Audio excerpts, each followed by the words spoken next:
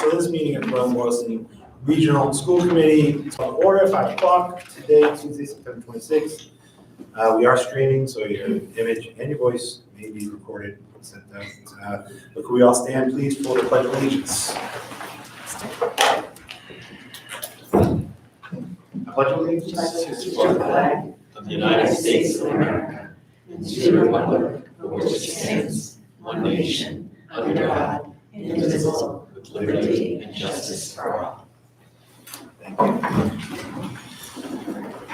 Several people I see here. Is there any public comments? Anybody here make public comments? Yes. Could you please state your name and where you live? Yes, hi, my name is Lori Benson. I'm a former teacher at Boylston Elementary and a citizen of the town of Boylston. I just have something quick to share. I wrote it out so that I wouldn't forget it or mess it up, okay? I recently viewed a recording of a meeting of the policy subcommittee of the Berlin-Boylston-Tonto School Committee that was posted on the BBRSD Facebook page. Ms. Hart, Mr. Topman, and Ms. Costello were in attendance. The recording has since been removed from the BBRSD Facebook page.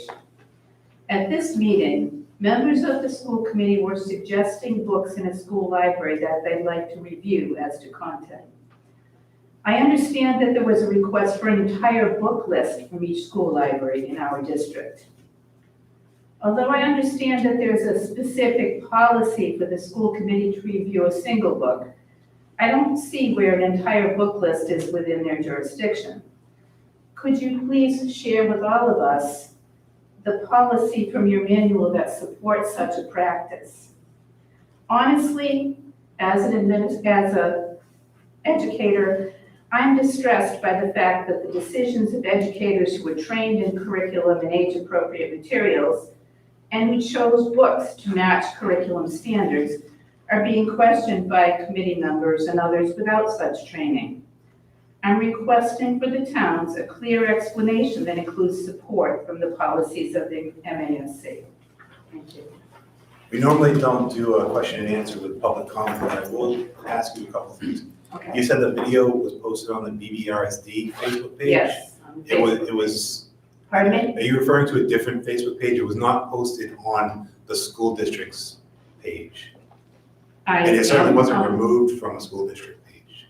Are you It referring was to removed. It may have The been day removed. after I saw it. It may have been removed from a page that you looked at. I'm not saying it wasn't. But the BBRSD Facebook page, which I run with Mrs. Hart, did not post it and did not remove it. Are you possibly referring to the private page run by a local parent? No, I am not. It was on the BBRSD page. That's the only Which there are school several- page that I see. It was the end of August that it was Because on there. the BBRSD did not record that meeting. The cable channel did.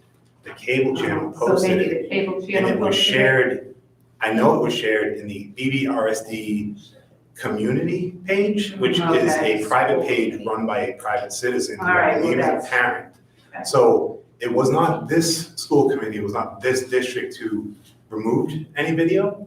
So I want to make sure that's clear, Okay, all right? Mrs. Hart did ask for a list of school assets, library list. She is a former teacher, she is somewhat trained. It's our responsibility to oversee the schools, and that's what we were doing. It Can I was, speak to that policy, Mike? it was an asset list. Assets are financial. We're responsible for the budget. So there are several reasons we might be interested in it. No action was suggested or taken other than asking for a list. Yes, Lori? So I just wanted to bring up, because I felt that unfortunately, it was an anonymous poster who put it there and I was misrepresented. I hope people actually went and watched what I said. What I said was we were having people reaching out to us complaining about the new health curriculum. So what I was trying to do was someone said, does a parent have a right to request curriculum material? So I put in parent curriculum and it generated a list of our policies. So I was going through and reading each one and I stumbled upon policy KEC, which is public complaints about the curriculum or instructional materials. And it was the first line that got me. It says, the school committee, though it is ultimately responsible for all curriculum and instructional materials, including library books, recognizes the need and right of the students to free access to many different types of books and materials. Now, and I also said, given what's going on in our country, I'm sure all of us have watched on social media, parents going to school committees and just yelling at them and being upset about what they found in the library. I'm not here to judge what's in our library and what's not. I just used to always think, they're yelling at the school committee doesn't pick out the books. And then I saw this policy. And so Carol and I had discussed, she said, what do you want to do with the list? And I said, I don't know, but my name I'm responsible for it. I don't know what's in there. I don't have a point of view that I want to go one way or the other. I just found out that I'm responsible and parents could be upset with me. And Carol had suggested an idea of possibly starting some sort of committee with people to go over it, including the parents and people in the community. And that's where it went. It didn't go any further than that. I just found out that we were responsible, and I never knew that until I found this policy. Okay, so it's not going to go any further than where it is? Ms. Benson, thank you for making your comment. We can't say where it will or won't go right now. We don't know. We haven't talked about it. I just wanted to make sure we cleared up a misrepresentation of facts that you stated, which was that a video was posted by us. I didn't say it was Moved by us. posted by you. Or I did by not say that. BBRSD, which is Mhm. us collectively. And it was removed by us, which it was not. So I wanted to clear that up. Lori mentioned the policy that it was done under. We're gonna continue to look at policy, and we're gonna continue to look at a lot of things to make sure that what we're doing for the schools and for the students is in the best interest of everyone. So I do appreciate you taking the time for a public comment. We don't typically make it a practice to go back and forth, so Okay. unless you wanna make a further statement, I think we'll move on from this point right now. I just wanted to get my feelings out there regarding what had happened or what the perception was of what had happened. Thank you. Would anyone else like to make a comment? Okay, anyone have any communications to bring up? Yeah, I have a few. Okay. So that Wednesday when the video was posted, I was in the middle of clinic and I received several messages about that. And so I did watch the whole video the following weekend. And so I looked up the KEC policy that you mentioned. And so the committee that was mentioned within the meeting, that same policy said. Are these communications that you're bringing up, or is this It was your, regarding communications. Yeah. is this your interpretation of the communications, or do you want to read the communications did you forward them into the drive to the parent Not, but I communications? can read the email that Erica Hout sent today. Yes, we have that email in I think that was sent to all of us. Shall I read it out loud since it was too late to put into the drives? If you want. So Erica Hout is the director of the Boylston Library, and so around 12 today, she sent an email to all of us.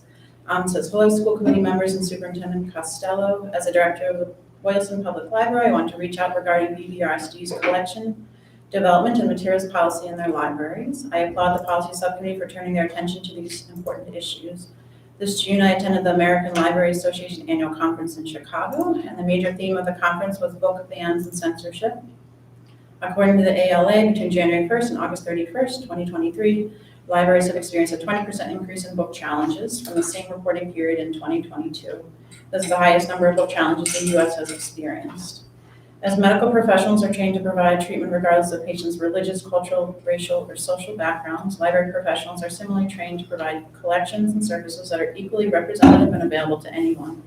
We're also trained to audit our collections and services regularly to ensure the standard. In 2022, I worked with a board of trustees to develop detailed collective development and reconsideration of materials policies for BPL that were aligned with the Massachusetts Board of Library Commissioners requirements and best practices. It's more important than ever that libraries have plans in place that outline the process for how materials are selected to purchase and how individuals within the community may question or oppose materials. As families have a right to elect treatments that work best for them in the medical sphere, each family has their own unique view on content for their children.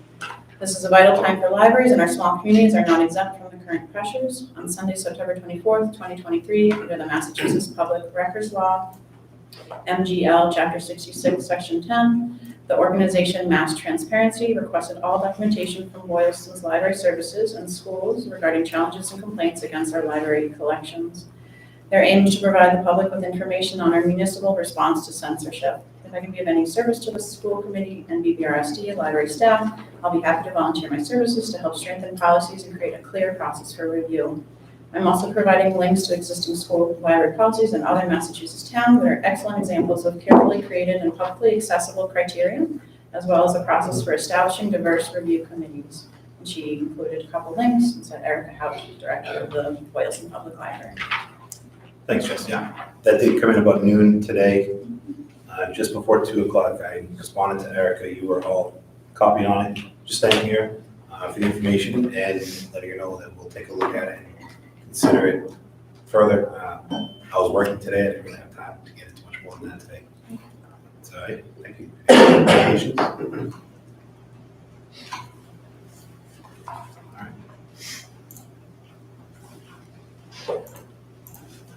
All right. Can I have a motion to approve the consent agenda as presented? So moved. Lori? Second. Julie? Okay, anybody have any questions, discussion for this? I do, actually. Okay. So the minutes on the September 6th policy subcommittee meeting is missing that request for the library list of all the books.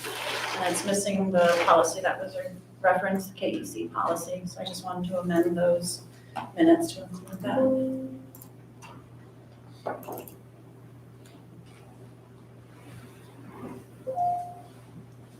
Is that a motion?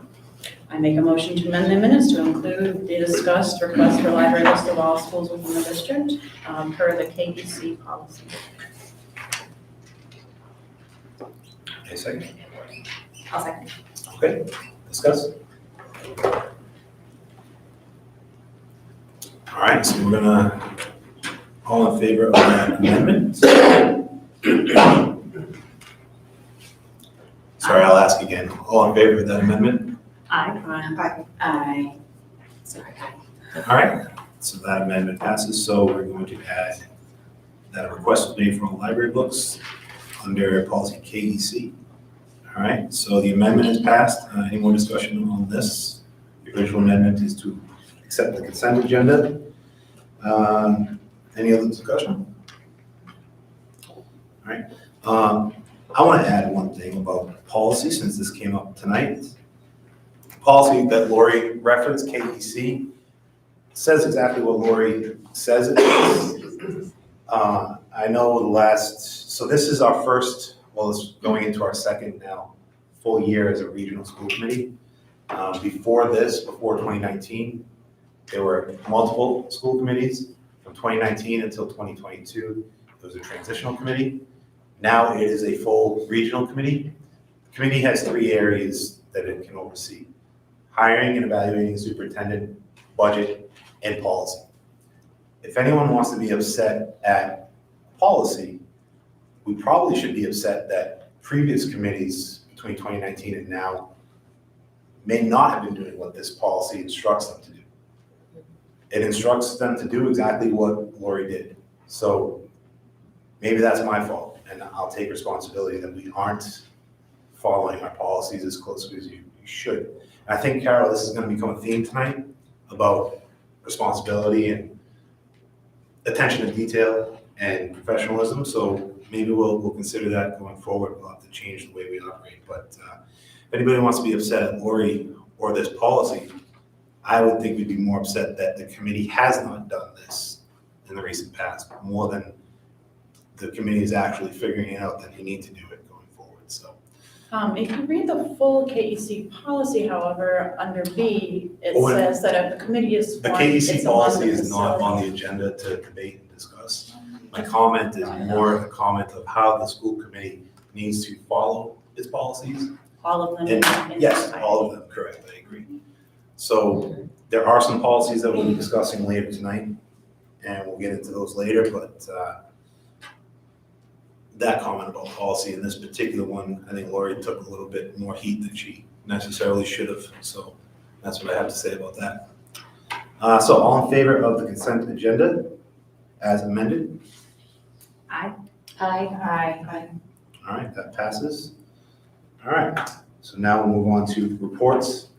Nancy, do you have a report for us? Yeah, I have a quick report. All right. So I wanted to update the committee that we are starting our budget process for fiscal year '25. And in your folders, you'll find the budget timeline. So the administrators have been sent their budget documents and they've begun their budget process. It's due back to me by October 15th. At this time, Carol and I will review what has been submitted, particularly the above-level service items. So the above-level service needs that we move forward will be reviewed with a meeting that we have lined up with the towns on October 24th. All parties need to remember that this is a preliminary and things can change before the budget is brought forward to the subcommittee and the school committee. In November and December timeframe, Carol and I will be meeting with the administration to go over the budgets in further detail. The budget will be reviewed with the subcommittee at the end of November timeframe, if not December, and it will continue to be worked on until our public hearing in February. I also wanted to briefly touch upon transportation. So at this point in time, all of the concerns that have been brought forward in regards to bus stop safety have been resolved or addressed. We currently have drivers for all of our runs, and Where Is My Kid app is up and running. There's still some glitches within the app that the company is working on, and it still doesn't work if they're using a different bus for the run. But even with its faults, I feel like it still helps with the tracking of the buses more than it doesn't.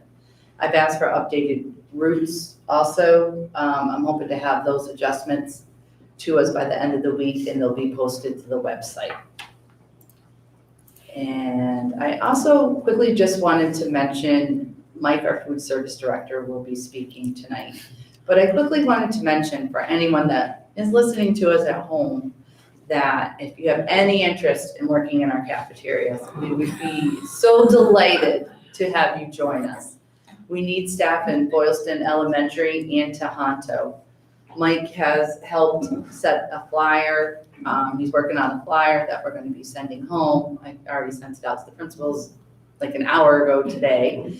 And we're going to send it home to our communities. It's a perfect job for a parent who has a child in school. They can come after they drop their child off and be home by the time they get home. So I just wanted to, throw that out there for anybody who's listening who might have some interest. And the last thing I just wanted to mention is we're finalizing our closing figures for last school year. And I hope to have that here to present to the committee at the next meeting. Anyone has any questions? Does anyone have any questions? No, that's the year ended June 30th, 2023. Yeah. And what if the auditors already come in? Or when did the auditors come No, in? they'll come in probably November, Oh, all right. between November So that and makes sense, so January. you have this amount of time to finish. Yeah. Thank you. Nancy, I just had two questions. Sure. So I was gonna update you guys as part of my report on this too, but at the end of October, we have our second meeting, and after that, I've invited the chairs of both towns, select boards, finance committees, and the town administrators to have a conversation about budget. I don't wanna have that conversation with other groups until this committee has had a chance to have the conversation with you. So I know based on your timeline here of October 16th, that's after our October 10th meeting, but before that meeting. So I want to ask you to have some kind of an update for us on October 10th. I don't know exactly what that can be yet, It but could be very rough. yeah, On just But the- above level service? If it's above level service, that's easy. okay. I can definitely do that. Just because I don't want to go into that meeting Yeah. without the full school committee having discussed anything yet. Because it's not going to be a full school committee meeting. It's going to be the budget subcommittee meeting Yeah. with Mhm. some of the town folks. So Sure. I just don't want to have nothing on it. That sounds fair. Yep. All right. And then we talked about classroom supply lists being part of the budget. You guys made any progress on that? So when I sent out the budgets to the principals, I asked them to include everything in Okay. their budget that the teachers usually ask for. I asked them to include it, and I also asked them to include it with the dollar amount. Yeah. So then when we do our presentation, and I can explain to you why there's such a significant increase, because it will be a decent amount. Excellent.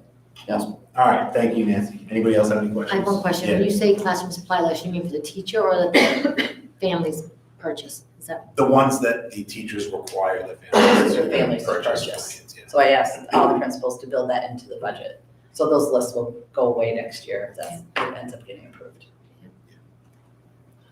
It can be a burden on some families, cause anxiety, equity issues, so I don't like it. So I like that, I don't like disparities.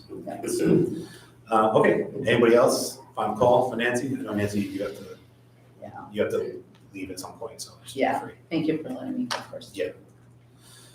All right, so that brings up the chair's report. The first item there about appointments. So we need some people to help Lori on the superintendent evaluation committee. Megan and Jess, you expressed some interest, are you good with that? Yeah. All right, so the superintendent evaluation subcommittee will be Megan and Jess and Lori. Lori chair and Megan and Jess helping out. Lori, when you guys do your meetings, I know this is a very involved process. There's a lot of boxes to check, a lot of reports to write. Just make sure that we have a process documented and that, and that, Like, this time. right. Yep. And that, they come up to speed on it, give them some good training. I'll reach out to you for a meeting. Does that committee also handle negotiations? I cannot remember. We're not in a negotiation, so that's a separate group. It's, yes, That's good. it's our self-evaluation and then. Self and superintendent, and then we have another group that handles negotiation and negotiation here. Okay, thanks for clearing that up. All right. There's an item on the agenda about handbook formatting. We're gonna vote on the handbook later on. I think going forward, a good practice might be to send that handbook to the Success and Technology Committee for a review and work through before it comes to full, and that's gonna probably require a change in the timeline. I don't think voting on that in October is probably the best thing, because kids have probably already signed it. Yeah, so that really is a moot point. So I don't know if that has to happen in the spring or over the summer or when it has to happen, but I know it's the second time around on that, and that's one of these items I want to talk about, professional and all that. It looks much better now, but there's still some things in it we'll talk about when it comes to the vote, but just want to have things tightened up. If we're trying to teach kids the correct way to write documents and reports and everything, we should probably be following the same outline, so that's that. The other item on the agenda there under mine is the tours. I know you're probably going to speak to the tours a little bit maybe in your report. I wasn't going to. Okay, good, so then I can take this whole time. So last Tuesday, the school committee and invited members from the town, the select boards, the finance committees, and town administrators to come in and take tours of the buildings. And pretty eye-opening, I think. I don't know if anybody else had anything, but it's a lot of notes there. I'm not going to go through every single one of them in detail. I do want to thank, when we walked up to BES, the front of that building, completely transformed. Matt Davidian, landscaping, Laura Broderick Design, and the Boylston Education Foundation all pitched in, did an awesome job cleaning up the front of the building there. I mean, not only it looks great, but they took care of a security issue because there were trees overgrowing the office windows. Couldn't see that I was knocking at the door with my smiling face. So now you can, and you can know not to let me in, that's fine. But yeah, it looks great, so thanks to those guys. I think I also want to thank Kristen Rubin, the town administrator from Berlin. She came to all three schools just to check things out, see how things were going. That was awesome. Select board members from Boylston, Matt Meekum from Berlin, Chris Keefe, and I believe Karen McGahey, is that how I say the name? I'm sorry if I don't say that correctly, from the finance committee in Boylston was there too to take a look. When we got to Berlin at BMS, we also had Paul McKelk from the Board of Health, Rich Atkins from the building department, correct? as well as Lieutenant Polino and Chief McQuillan from the fire department there to sort of show us around the exciting events from the summer to the building there, what happened there. And actually, that was quite a lesson from the fire department, pointing out what they check for in their inspections for safety hazards, fire hazards, and everything through the building. I had no idea that decorations for students on the wall was a fire hazard, but now I do. So that was good. So thank you to everybody, all those groups for coming out. A lot of things did come out of those tours that I think we're going to address, at least some of them this year, through budget, through maybe policy. Just talking to like Ryan about the maintenance and upkeep and the equipment that we need, just the tools that we don't have to actually do the job right. It's kind of eye-opening. I would have thought schools, kind of like a commercial building, they might have the right tools to take care of them, but we don't. So we've got to figure that out. To that end, I mentioned the meeting that we're having later in October with the towns, the select boards, finance committees, administrators. That's going to be basically for the schools to sort of lay out some major issues in the budget. But also there's an item in that discussion around facilities. And it's not just the BES facility assessment that we got back that's got something like $13 million in changes or repairs that are needed, but anything having to do with facilities. I know some people are upset about the condition of the playgrounds, the parking lots that the kids walk through at BES to get from the building to the playground is full of potholes, tripping hazards, falling hazards, lawsuit hazards, whatever it might be, broken toys, metal poles, just sharp-edged metal poles just sticking out of the ground on the playground. I mean, that's not acceptable. So an entire facilities discussion from doing things right now, long-term maintenance, whether that includes discussing building a new school, not building a new school, investing in renovations, repairs, expansions, whatever it is.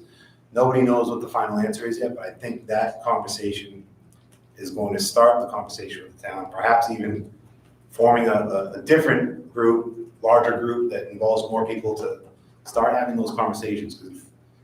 What's it take, John, to build a new school? 10 years probably from the day you decide? Yep, from let's do it to kids walking the door, 10 years. 10 years, and it's gonna probably take at least an extra 5 years around here because some of the things that people are talking about would require changes to the regional agreement.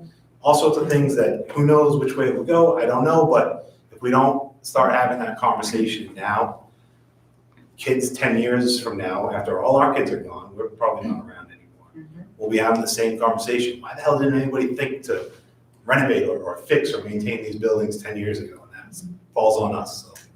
So we're gonna start the conversation. Where it goes is up to the towns, but we're at least gonna have it.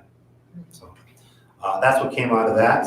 So with that said, I think that finishes my section, my report. Unless anybody has questions for me, do you want to ask me questions? I wasn't at the BES as a work, Yeah. but was the HVAC timeline mentioned at all? I don't think it was mentioned. We talked about it. We talked about the process, but I don't think. They're starting soon. Yeah, I don't think they're final They date. got the green light, they're beginning soon. Engineer. Yeah. Yeah, they're gonna go in after school, so they don't go in and they'll do like one classroom at a time. Cool. Why does it take 10 years? Some of it's politics, so you've got to get the town or towns involved, and you've got to get the buy-in there. You've got to get the state involved because the school building authority is going to give you the bulk of it. So Yeah, you're in line for that, unless you've let your building completely fall down. Yeah. So there's that delay, then there's an architecture, then you come back to the towns on that, and then there's all the building codes, you come back to the towns on all of that. And then once all that's done, then you start to think about site prep, and then the building. It's the easiest part of a new school, it's building the school. The rest of it, it's all adult business, it's all politics.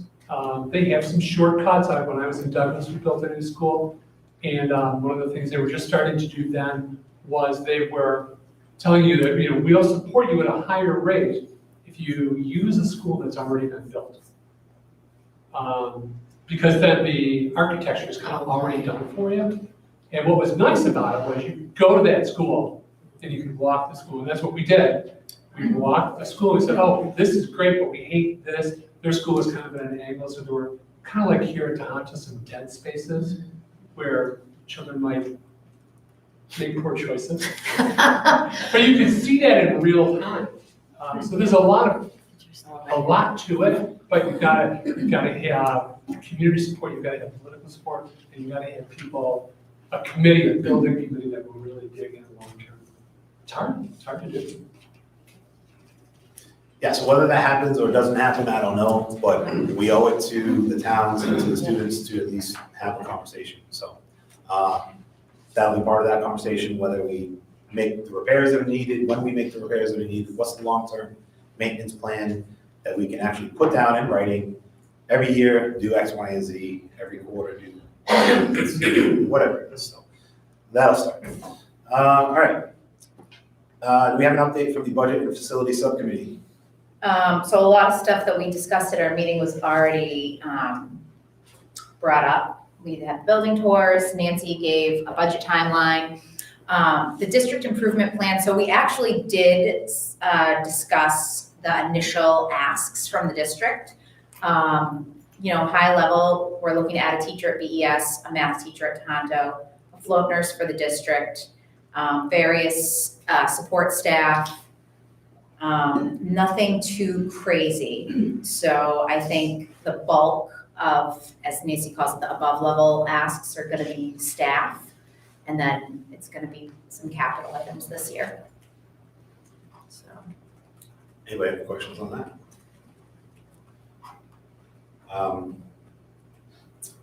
Policy Subcommittee, we've had a bit of an update, but do we have another update? Yeah, so we are voting on 2 policies tonight. They were first reads last time. One is EBCFA, and that's for face coverings, and the second is IHAMA, that's parental notification relative to sex education. And then we have 3 that are first reads. There's DJE, which is procurement requirements, and then EFE, vending machine procurement. And I'm gonna explain this in a minute, and then also IMGA, animals in school, first read. But I believe, we get some updates from Janelle that we might need to talk about for next time? For next time. Yeah, so that may be another first read in the future. But I just wanted to let you know for the first reads, the one that is the regional school procurement requirements, I added in pink the MASC suggestions, and then yellow is Carol and Nancy's suggestions. So as you go through that, you'll know those, and I put it right at the top so it was easy to follow. And then a new policy that we have is policy EFE, and that's a first read tonight. It's new, it's as required by the USDA Food and Nutrition Services. And so that's also a first read. We've never had that before. And because our other policy, our original policy EFE was actually a different policy. It was about vending machines. We're changing the name of that. We're not changing the policy. But as you go through the drive, you will see all of these in there. And I tried to color code it and explain so that you don't have to go and compare and you have it right there. This is good, Laura. Does anybody know where that EFE vending machine policy, with a lot of these policies, something happens somewhere at some school, and then committees long ago write a policy about it? So I don't know if anybody has information on how this one came about. I mean, the old Because this one does. The old Tohoto had vending machines. Yeah, Like this isn't a policy that we can find at MASC. It sounded like a custom Right. BRSD one. It started when the wellness committee was first established years ago. I was a principal in Berlin at the time. And there were still vending machines, and in the interest of getting rid of snacks and opportunities for those, they removed the vending machines Okay. from there. Yeah, so it's been a long time coming, but now MASC has suggested a new policy with the same title, the same code, EFE. So we figured it's easier to change our custom policy name and keep the MSC ones in line so that in the future, when we're trying to research these things, they more align to MASC. So that's all that's there for. And then just one more, the IMGA, which is the service animals in school, that's a brand new policy as well. So there's 2 brand new ones. They stemmed off of other ones. So you'll notice like the whole, I didn't highlight the whole thing. Obviously it's at the top, it says it's new. So those are first reads for this week. Does anyone have any questions? All right, Jess, do you have an update for the Student Success and Technology Subcommittee? Yeah, we talked about two different things. One was RF safety data regarding, what does RF stand for? Radio frequency, right, yeah. And so Lisa had provided some information regarding the safety of that and had planned to reach out to Berlin, I think, and get a speaker to come talk, and to invite the school committee to listen to that. And then, basically it was left at, we'll see how the wiring goes from the town and how that improves cell phone service and go from there. Second issue was just the BES playground. Recess is very important for student success. A lot of studies support that. And so it was just brought up that the two different structures were broken at BES. And which was moved into, and I guess that's seen at the BES walkthrough as well. And then future agenda items was just mentioned about looking at time on learning, adding a second recess back into the elementary school levels. And then also drafting a mission statement for the subcommittee. Where did you land on adding the second recess? I like that idea. It was future agenda items. Oh, sorry. Yeah, no, but I think there's a lot of studies in, I think schools in Texas have like 3 recesses, and the kids, especially with all the behavioral issues that are coming forth and still here, I think it's something that should be looked at. And when Ace was here, he said he was gonna look at it, but changing of the guard, so I just wanted to bring that up for future agenda. Thank you. Any questions or Jess? Other questions? Could the principals weigh in really quickly on the second recess? Sure.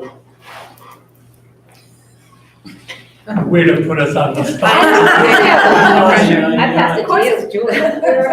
You gotta think with your feet, John, let's go. The challenge with recesses is there's a lot of support. I'm a real advocate for unstructured playtime at recess. We try not to have any rules other than health and safety rules.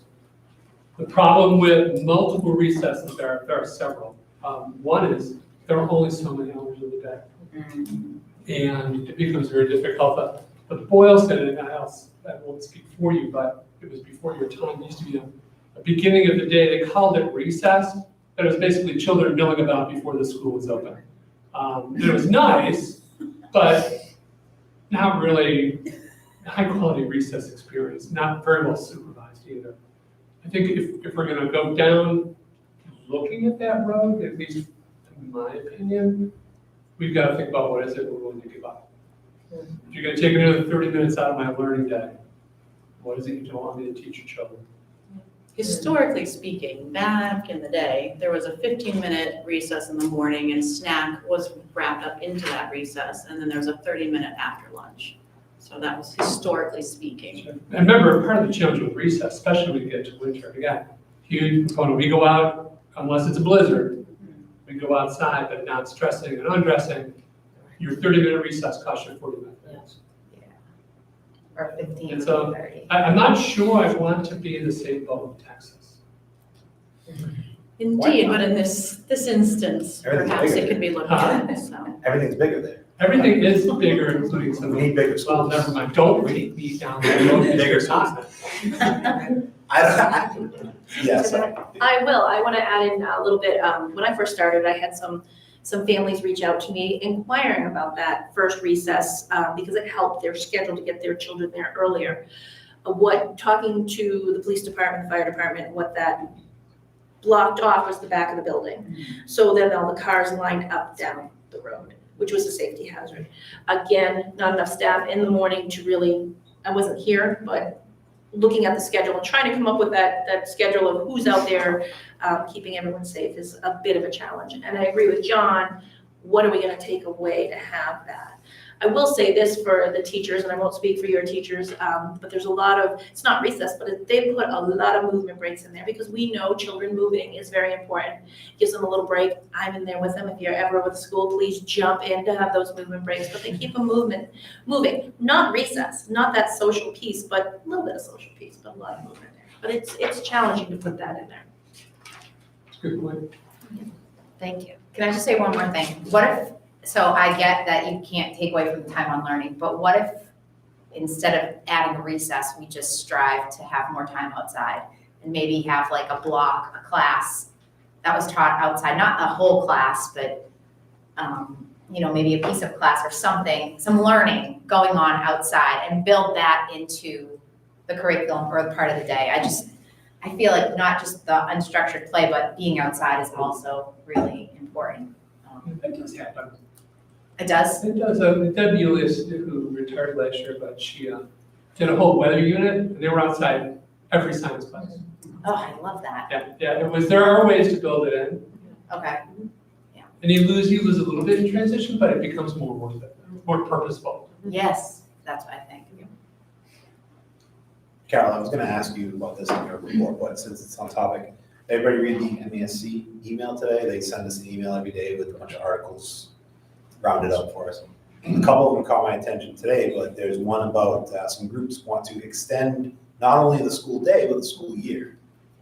So to your time on learning and recess, maybe we should just go to school year round, I don't know. I mean, they do it. We'd have to get the HVAC update. That's a no. It costs a lot more. Yeah, That's a no. it might cost a lot more, but we're gonna ask you for more academic reporting in the next couple of months. And looking at the MCAS scores, I mean, they're talking about learning slide, it's still not great, so maybe we need to. I mean, what's the price of not doing it, you know? We got kids who have graduated already, and college professors saying they can't handle basic math, so. I mean, maybe that's not as wild as an idea as you think it is after you get through the initial shock. We could do that here and be Can you- tell trendsetters. Can you send an email I to, think he's being serious. because I don't think we're, well, I'm not on that list, or if you could send it to Nicole. Yeah, let me, Oh, that's a good one, Jess. yeah, you can get on it though, just I'm contact on company. one listserv, but I'm not Alright. sure what that list is. Yeah, I'll do it later I too. can show you after. MASC, yeah, I can show you too. And I think that was a local article too. So I think it's I didn't see that Massachusetts. email. Yeah, it is. Okay, Absolutely. just real quick, because principals aren't supposed to talk unless they're invited. But John, you're welcome to talk anytime. Oh, don't say that, Mr. Tom. As the superintendent will tell you. If I want you to be quiet, I'll let you know. There are parts of the country, it's not many more days, but they break up the school year differently, so there's never that gigantic summer gap. Uh-huh. So they're on, I think it's 6 weeks on, 2 weeks off.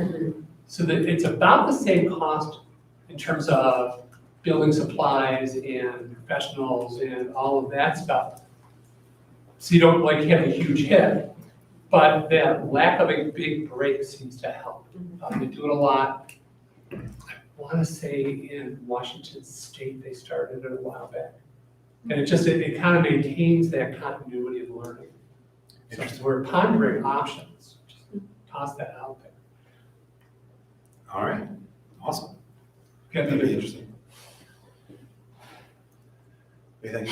It's not a new concept, and Yeah. as John said, it's going on in other states. It's new to us though, right? It's new to Massachusetts, it would be very new to Massachusetts, and we would have to, there's numerous obstacles to overcome, I think, of our contract, right?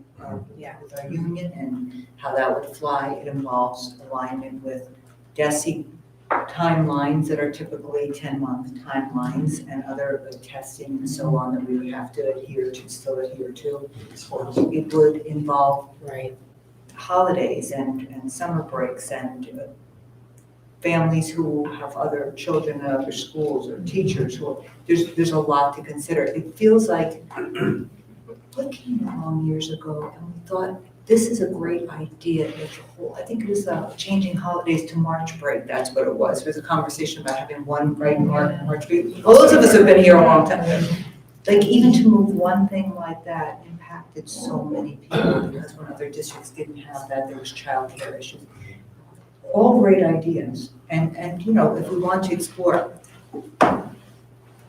we just have to know that it's gonna involve so many different pieces. I think we couldn't do it unless we moved as a state to do that, as much as it, in ways it makes sense. Somebody mentioned HVAC, I heard that go around. I mean, having HVAC in place, that's why these other states are able to do something like this. So those are considerations. The other thing I would say that's going through my mind, because you mentioned earlier with the other boards and sitting down and looking at kind of where we're going with facilities and then the portrait of a graduate. I would caution going out to so many different initiatives that we don't do certain things, some things well, because we spread ourselves so thin and we never get anything done, because I really want to get the stuff, like you, we share that, things done. Well, yeah, That's all, and I would worry that we can't make movement with that, though, who knows, I watched Desi go through like lots of changes and Yeah. things that they're doing now that they didn't do before, so it's maybe an idea that time will come. I don't know in our time, but it may happen, you know, so I love the idea, I just don't know if it's feasible. I mean, speaking of getting things done, we are gonna ask you to do some academic reporting. We've already talked about this, the test scores and all that. My main concern is would it help the 50% of the fifth graders who aren't meeting MCAS expectations? When I saw those numbers yesterday, 50% aren't even meeting. We gotta do something. Yeah. So we'll get your reports on that later on. Yeah, Speaking of getting things done again, I think we're on to Europe. yeah, and we do, that's part of our meeting tomorrow, brief meeting tomorrow, to get on board. We have presentations coming for you from all different directions for the October meeting. Good. To Can I address. just say one thing before we move on Yes. from the student success and technology? So I Yes. just wanted to just update, based on what you just said, that I did reach out to 19 Carter to have our expert on radio frequency speak there. And, we kind of went through it a little bit and they kind of would rather not do it there until like next year, like later next year. And I kind of feel like we should probably have that done sooner rather than later. So I was gonna look into having her speak at like the 1870 town hall. And she's very willing to come and speak. And I did watch another presentation today from North Carolina, and it was specifically regarding schools and technology. And they had a variety of experts on there. They did a really nice comprehensive job. And they even had a lawyer. The lawyer actually said that we have a torch duty to be informed about this. And they said, not only to be informed, but also, create a safe environment and even to inform parents about this, because the science is overwhelmingly showing that it is actually harmful physically and mentally. So it's something we need to get on top of. So I just wanted to tell you, so I'm gonna work on that. And then with that second one, that presentation that I watched today, I would love to share with you guys when the recording comes out. Can I send it, or should I put it in the drive or Just email email it to everybody? Okay, it. As long as nobody replies all and starts discussing it, it's fine. yeah, okay, Thank you. We Thank you. can put it on the Thanks, web maybe if we feel like it. okay.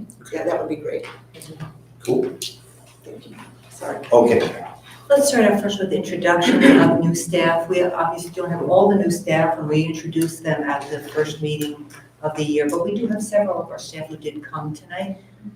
Lisa Sequeira is going to so- introduce her staff. We did lose two individuals who we thought the introductions were going to be a little earlier, but I do want to commend Micah Cash, who's a paraprofessional, and Jennifer Thorburn, a high school science teacher. They were here, but we do have Mary Sarah Loosemore, who is our Title I literacy tutor this year, but has been a member of the Tanto family for a very long time, so we're thrilled to have her back.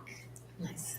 Absolutely. And I did want to, because I don't know if he was ever officially mentioned, but we have talked and spoken with Michael Honorato, but I wanted to officially welcome him because I've been able to work with him, closely here at Tohoto. So the food services director plays an important role. Food is important to middle school and high school students. So this is, it's great to have him aboard. Wonderful to work with him, so. Thank you, Lisa. I do want to mention Mary Sarah's role does speak to what you were bringing up, like when we can have folks like this in who are licensed, who have experience and expertise in certain fields. They work with that population of students who may not be the same ones addressed with disabilities and that the special needs population that we work with, they're kind of, those students are kind of right on that line, have some gaps that we can address and close those gaps. And that's the work that Mary Sarah does with some students. And we have those folks as well in the elementary school, so. Thank you. So thank you, Mary. Great knowledge base. Thank you. And you do. We have one new staff member from BES. This is Brooke Demarche. Did I pronounce that name correctly? Way too formal. Well, I gotta tell a little history. She started out as a substitute teacher, loved it so much that she applied for one of our paraprofessional positions. So she joined us as a paraprofessional. So that's it. Thank you. And John, no one put you. Okay. That's great. Thank you for inviting them. My goals, you have my goals. We went over them briefly. We were looking at them last time for a first read. I just wanted to make sure that you were comfortable with these goals. And I tried to go in detail about the standards and what particular standards were being addressed and what they meant rather than just numbers and letters, which kind of makes me crazy and it keeps me on target because I know what I need to do. So I looked at instructional leadership, which is working with our admin team. If you always keep in mind that this is a new admin team, other than John and me, right, and Janelle, who's been, well, and it's kind of 2 years into her position. We are all starting together and restarting and starting. So, but I think we spent a lot of time this summer really talking about what was important to us with instruction and who we were as a team. So that's what my focus was there, getting into the classrooms with them as well as working with them on data, looking at our assessments, and in general talking about instruction and what was important, what's going on in the schools together as an administrative team. And then also I meet separately with elementary and high school, middle high school teams, so I can really kind of focus in on what's important to them and use that dedicated time to do that. And Janelle accompanies me on those. So that's what we're doing with instruction. Professional culture, that is, what is that one? That's really looking at more meetings, getting together with, I'm sorry. I'm sorry, whoops, goal 2, sorry, community outreach, apologize. That one is trying to get around to the townspeople, to the communities. I'm going tomorrow, for example, to 19 Carter, just to say hi, just introduce myself at coffee time. I'm gonna bring the coffee cake and just hang out and find out what's new over there. But it also means trying to get to CPAC. We're already with the admin team and everybody showed the first CPAC meeting of the year. And I said, I'll come back when, we'll plan other times for me to be there, PTO meetings and so on. And we certainly get around to the towns during the budget season. So I just want to make myself visible and hear what's going on in the communities. And then the third goal that I have, this is professional practice. So as a new superintendent, I have a mentor, and she is, in fact, Sheila Muir from Quabbin. She is just retired as a superintendent of a regional school. She's helping me. She's now the assistant executive director of MARS. We're going to talk about that in just a moment. Mass Association of Regional Schools.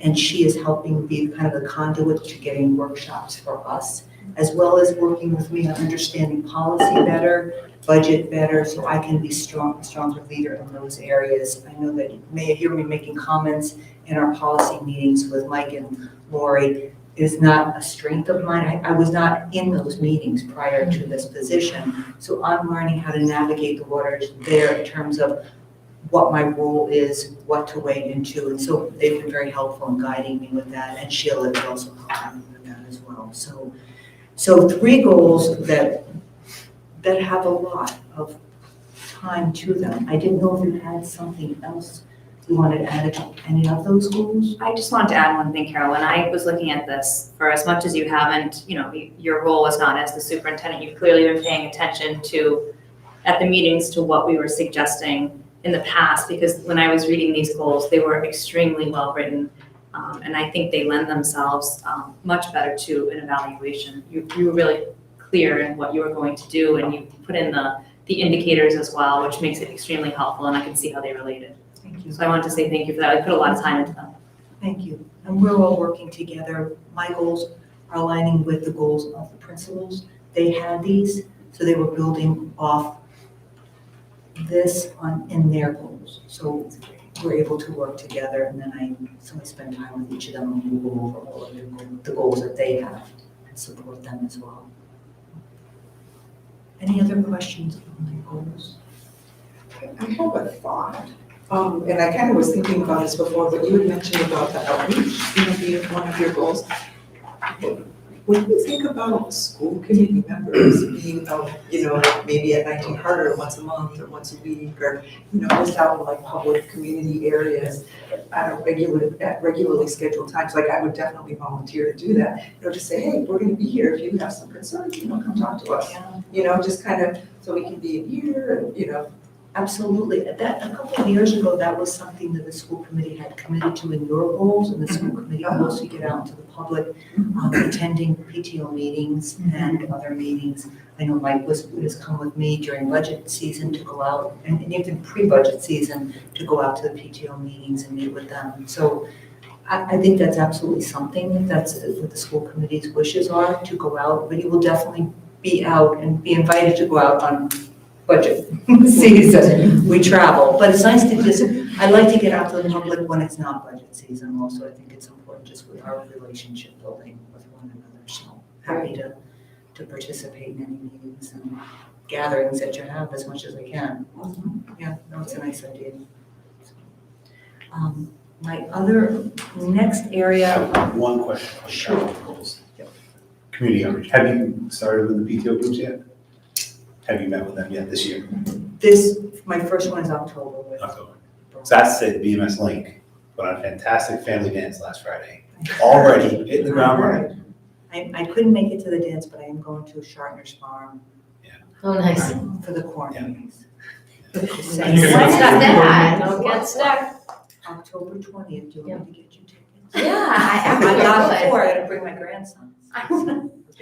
So, yeah, so that, those Nice. kinds of things, The link group does a really good job in BMS. It's the one I personally have experience with. I don't know about the other groups, but I know they're always looking for volunteers too. So if anybody wants to volunteer, those are good groups. Thank you. Carol, can I ask on your parent and community engagement one? I know there's a lot of things listed there, which I think are awesome. Could you add to that, maybe a sporting event thing? Just because there's, the parents on the sidelines would certainly love to just see. I started to do that at the end of last year and show up at some of the games I like to. The senior part of I that. saw Lisa. Now I keep Oh, that's thinking okay. hard on the Trampoline. booster club, but I did go to the booster club meeting at Tohoto. Oh, yeah, that's over the boosters, yeah. But yeah, like things like that, yeah. So Concerts, you did all that last year too, Yeah, I know, You went- yeah. yeah. You could just say a school event, but yes. Yeah, Do you want me to add that? She goes to a lot of stuff. Do you want me to add that formally? I think that's a good idea. Just I feel like it's a whole different community that might not be represented in the other ones. Right, Sure. or even, Maybe just one bullet, say school event. School event and sporting event. well, I would say sporting in a school. The school would be like the music event. And I know You you go to these. I You know you go already to do these. this, so I it's gonna know. be, it's just to have it documented, so you get credit where credit's due. Maybe we'll get another, what do you call it? The football team, the football team. Oh, Oh, yeah. the Super Bowl, Carol. We'll have that down this year. That's fun. It's looking good. It's looking good for them. All right, I'll add that on too. Thank you. That's fine. Follow-up, confirmation of dates for Mars workshop, that's in the drive. I just put that in there today because I was on with Sheila Nerd this afternoon and I wanted to capture what we talked about so that you know, so that was kind of late in coming, but we are confirmed for Tuesday, October 24th as a workshop with Mars from 5 to 7 prior to the meeting we're having with the towns here. And, I talked with Sheila about the kinds of things we're looking for. I don't know if those of you might remember Steve Hemman. He's been here from Mars years ago. When Dean was superintendent, he came and worked on regionalization with us. But he's going to present who else is coming? Sheila is going to come, and Maureen Marshall was a former superintendent in Quabbin, and she's the executive director of Mars. And they're going to offer all that they can in the 2 workshops that we have in October and November. What I wrote down from our discussion today are some of the things that we were thinking of doing, and if you have more, I can talk to Sheila. Steve is going to do an overview of just the budget process, how it typically works. Stakeholder roles of the school committee and the towns, what's the responsibility of us as a school committee, what's the responsibility of each of the town committees. She was going to go over calculating our assessment in simple terms. It's very complicated, but how do they arrive at that assessment, the town assessments that we work with. And then time for question and answers. That's about an hour.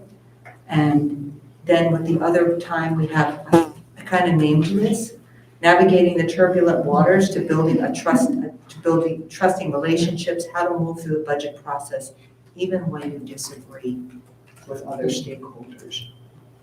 What are their experiences, and how we can kind of work through some of the things that we've dealt with in the past. The second meeting in November 28th, and Sheila suggested this, I thought this was a great idea.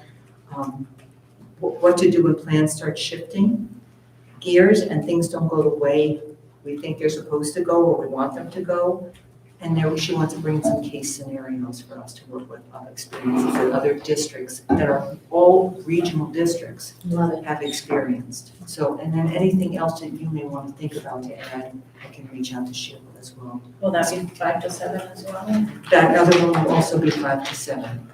That's on the set, but we don't have one in November scheduled, school committee meeting, but for October 24th is our second school committee meeting time. We don't have a meeting scheduled in November, so our only meeting in November will be the 28th. No, I'm sorry. We have one scheduled. We don't have a set. We always schedule 2. Yeah. Except November, we don't have a second. All right, that's what I was thinking. Yeah, well, to a lot of meetings already.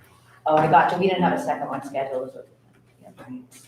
So, Those sound awesome. yeah, and then, Yes. like I said, if there's anything else you think of, as we're talking about in the budget subcommittees, anything else we feel like we're stuck on and we're not sure how to work through, we can add that on so that they can prepare. She said she'll send me a PowerPoint presentation before the meeting, so we can review that. The next areas, I included the health frameworks. I wanted to just mention to you, even though it's not here. I used the same information basically I presented in the newsletters that came out very rapidly last week. And I just will say the same thing I did in the newsletter to all of you. These are new. There's some sensitive topics in there, but there's also some wonderful, important, informative, meaningful topics around well-being for our children that I don't want to lose sight of in the mix of the sensitive topics. I have said already, I do not want those rolled out at all this year. I need time for our teachers to review what's in all of these units, compare them to what they've been doing and are doing right now in the 1999 frameworks, and see where they need to build. We need information around resources we might have to build into a budget for next year. Moving forward, we may decide we're only going to do portions of that new framework next year and roll it out kind of the implementation, the gradual implementation. So there's a lot we still need to talk about. They just came out. And so I just want you to be aware of what we're thinking and what we're talking about already. So any questions around that? With new guidelines or frameworks, like, is that how it works? Like, over years, the current is now adjusted to the new frameworks, or? Yes, Yeah.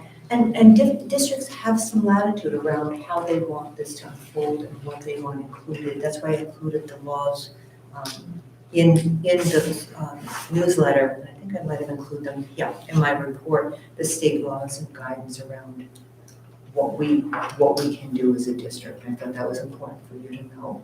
So that's what we'll work with. Kind of along Jess's point, Carol. It's been 24 years since they've updated this.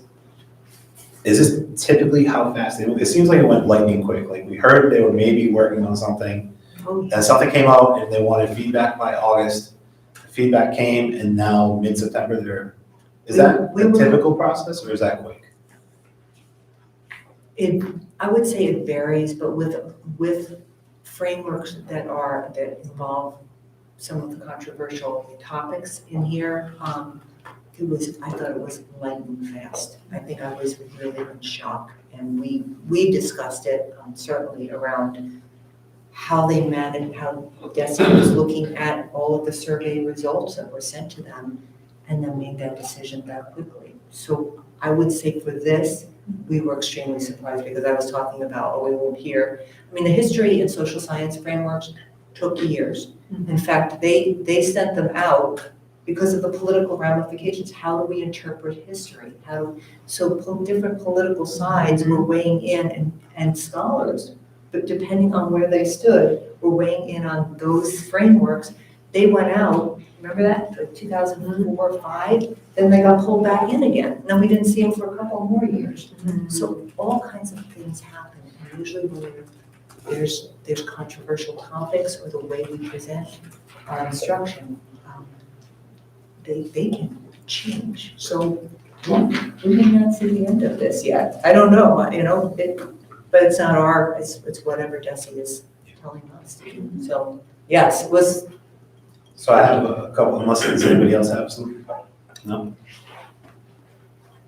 Based on what you said is controversial topics, we got a lot of feedback from parents over the summer when they were coming in. That's sort of what drove one of the policies that we're gonna be looking at tonight. It's lightning fast, right? So I was curious as to what you'll do, what you and your team will do to come up with a curriculum to cover these. And think about it's a health framework. So I just went into the document. Gender is the controversial topic, right? Regardless of where you fall on it. The word gender is in the text 52 times versus nutrition. For a health class, nutrition is in there 34 times. Exercise in a health class, you would think you'd talk about a health class, only appears 10 times in the document. So, I mean, some people who are maybe a little more controversial than me might wonder, what are they doing with that? You've got 52 times for the topic of gender, which everybody, if you're not living under a rock, knows that is a controversial topic, regardless of where you fall. This comes pre-K to 12, so that's 14 classes. So 4 times per class if you're doing averages, versus less than once for exercise in a health class. So which of our 4 grades aren't going to be told to exercise in their health class? Like, I don't know, it just seems weird. So, but I know when you guys come up with what you're going to come up with, just like all the other hot button topics that we cover, it'll be with a focus on what this district wants, Absolutely. not necessarily what is happening in the outside world. Right, absolutely. And that's the lens that our teachers will look at Mhm. with that, and that's the lens our administrators will look at as well. That's why I say there is no way that we will roll out any part of this curriculum this year. We simply can't do it, and we don't want to. We have to look closely at it. And to what you're saying, Mike, regardless of how many times gender is mentioned, and I suspect it has to do with the fact that for DESI, this is a really important topic to bring forward. And it's new, and so I think that probably there is so much emphasis on that in a way, because it was never there before, right? In 1999, these were never topics that we talked about. These were never, topics that we addressed. So I think that that's probably why it's appearing so many times, the introduction to it all. But how we go about doing it, I don't think that negates in any way or lessens the value we should place on these other areas that you mentioned: nutrition, physical movement, physical education, the mental state of children. We talk about a social emotional learning with children, right? All of the mental health issues that we face, we have to focus on those just as much or more so, right? So, yeah, we're gonna Work to do. Another thing. So that's why I said, a lot of stuff going on, but we'll be okay. I'm confident in our teachers, I'm confident in our administrators. The last thing I just wanted to mention, I've been putting out invitations for the Bushel graduate. The administrators, I invited them, would you like to join? They are all on board. I'm thrilled that they are willing to give up their time to serve on this committee. I would like you to have a representative, too, on the school committee to serve. I've gotten several parents already that have emailed me and will serve on that. I also think that this is really important work for us to do, the vision of our future. It ties into the things we talked about with budget, with facilities, with things Jessica's talking about, right? Health, wellness, recess, and so what is important to us as a district? I think it's time that we redefine who we are, or define it maybe for the first time in a way we haven't done before. We've been operating in a very traditional pathway, but I think it's time for us to break out of that and explore some possibilities for a different vision, but something that's more related to the children that are in our schools today. So. Can I ask a question about that? Sure. Would it be okay, because I don't know, I mean, I can only speak for myself, it's really hard to commit to all of those meeting dates. Would it be okay if one of us came, or maybe 2 or 3 of us represented the school committee and we each took turns coming to the meeting? Or is that, and then we could kind of like fill in, like recap the meeting? Or do you want one person from the school committee to come to all of them? It's kind of on the spot here because I think that ideally I'd love to have one person or 2 people come into that, and I think that that would be helpful for you as well for the continuity. Mhm. But you're always welcome to come, I think, and listen to what we're talking about. So if you wanted to do that as well, there's no reason why you wouldn't come to hear what we're discussing. So I'll leave that up to you. Yes. I just think that it's a better flow for you rather than trying to figure out if you come to the first meeting and the third meeting, right. what happened in the training. We No, I looked get at dates and it just seemed, because John and I were actually talking about Tuesdays. And so what I was trying to avoid is we have school committee on other Tuesdays. We will be out in budget for the Monday night select boards, and then the Wednesday is the finance, and then the PTO is on Thursday night, and so it's PTO. Like, I don't know when, Friday was not gonna be. No, it's good, I get it. No, trust me, I get it. Because John brought, he goes, why don't you have one meeting and see when everybody can meet, maybe plan it today. Like, can you imagine the group of people all trying to pick the next meeting date? We can't even, we're all here tonight. I know, no, it's better. Survey monkey. Survey monkey. All right, that Anyway, makes sense, we'll just set it down. Thank you, Carol. Any final comments? We'll move on. Okay, next up, technology coordinator, Paul, give an update. Good evening. I can take as long or as little time as you would like. You have my report. Just a couple of updates. So fiber grant, as you may or may not be aware, the town of Boylston was awarded a $335,000 fiber grant which includes our ability to connect the buildings. It was awarded in June. We had some kickoff meetings late August and early September with the town and Phoenix Communication, who has been contracted to do most of the work. They did a site walk the same day you folks did your site walks on September 19th to go over termination locations and basically get a basic layout of where things were going to go once they get to the buildings. Next steps include Phoenix will have to submit pole drawings.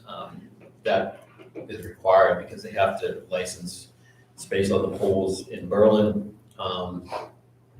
So that will happen. Again, we've been told that this isn't going to hold things up because, again, the town of Berlin has municipal space on the poles, so they'll be sharing that, so it shouldn't be an issue.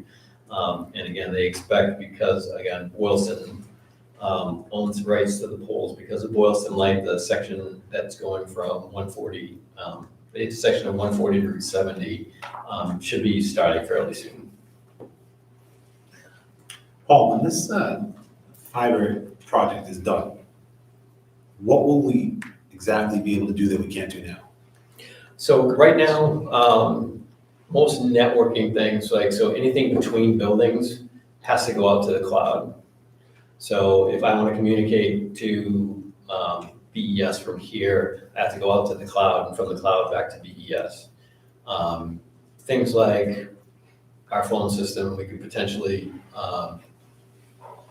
consolidate that. So like, again, for communication, you might have 4-digit dialing because it's all going to be on one phone system. Potential cost savings with the phone system if you're only running one system instead of replacing 4 all the time, we're replacing 1 instead of. Same thing true on the networking side. So we currently run 4 servers at each individual building because we can't validate my login credentials here over to BES. If I had to go through the cloud every time I go to log in, it would be too slow, it would be noticeable. This is going to create one centralized network for us. Again, I look at little things like our backups now run on site. So if Tohoto burns, the backup for Tohoto is at Tohoto. So if for some reason we had a disaster, we take snapshots now and again and move them. So but we might lose 2 months worth of data that's stored in on our servers because the backup we'll be able to do those overnight, between buildings and, again, not have to worry about speed and that the fact that, it actually takes 6 hours, it's only going to take an hour to do that backup. Lot of things that is going to benefit us, and again, potentially on the internet side, instead of having, again, everybody has their own connection going out, we may be able to consolidate some of that and probably improve bandwidth while cutting some costs too. So Kids will be able to access more social media, Julie. So don't get her started. But, and again, not to pick up on that comment, we have firewalls at each building. We potentially be able to have 1 firewall or 2 firewalls, doing that filtering. So increased security. It's gonna, That's good. That's awesome. And there's fiber going to the police station too. So would that create like a hard connection to the police station on the fiber? it's gonna, potentially, yeah. Again, part of this, the reason why it's gonna work is Boylston was already doing that. And so some of the costs that the 335 probably wouldn't have covered connecting all the buildings, but because of the communication for the police department was already running from here to 215 Main, we really only have to splice between downstairs and upstairs for that to work. So again, but potentially, I think that's going to really be more done by like walkie-talkies and being able to get on their system more than necessarily using the fiber. But it will, again, Like 911, I mean, from a landline. No, it's still that's its own system. That answers my question. Thank you. You're welcome. Capital. So there were a lot of technology capital items, and we made good progress or finished many. Carol, Nancy, and I sat again today, so we'll probably have a further update, later, maybe November or January. But anyway, I gave you a quick rundown. We had student devices that were purchased and configured over the summer, new copy machines at all the buildings. We had some hiccups there, which as of, again, that same date, September 19th was when we finished off. I had vendors in that day finishing up the 2 elementary schools, so that, again, they can use their swipe cards to access the copy machines. It's gonna allow us to track better in terms of individual teacher use as well as color copies versus black and white, and hopefully reduce some costs there. We've been tracking some of this for a long time, but not doing anything with it, and so this is gonna give, it gives more direct reports to Nancy and to the principals, so I hate to say it'll be even black and white, but it'll be more in black, it'll be more in black and white as to what those copy costs are. 3D printer has been ordered, and actually, I said in here, waiting on the install date. The install date has been arrived at. It's going to be on the PD day in October, so that they can also do some training. So they'll utilize some of that PD time for Mr. Ironman, and some of the folks in the IA department will be able to get training on that new 3D printer that day. Central office phone system is up and running, and security camera. Here at Tohoto, we have a capital request in for doing that. This is the one thing that, again, I put in my report, I'm being the most deliberate about. It's inexpensive, and I want to get it right. I don't want to have happen the last time we did a project around cameras and security fobs at the 2 schools. We didn't get what we wanted. Licensing, the ability for many people to access and have ability. There were just a lot of things that when we wrote the proposal, we thought it was good. When the delivery was done and the vendors went away and they had met all the requirements, but we were left with things like the 3 buildings not being compatible and on the same cards, and the cameras at the elementary schools not being compatible with the same software as the cameras that existed here. So again, I'm trying to be very deliberate about this. Working with a few schools that have done projects recently, and making progress, but it's still in progress.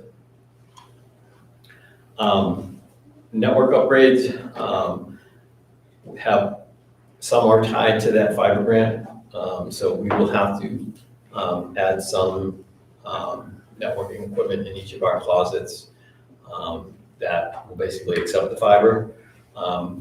We've begun that here at Tohoto. A lot of that will progress. Again, some of it will have to happen as part of the fiber project, but some of the other pieces that, like the wireless access points that are part of that request, we're going to wait or pause until we get our E-rate funding.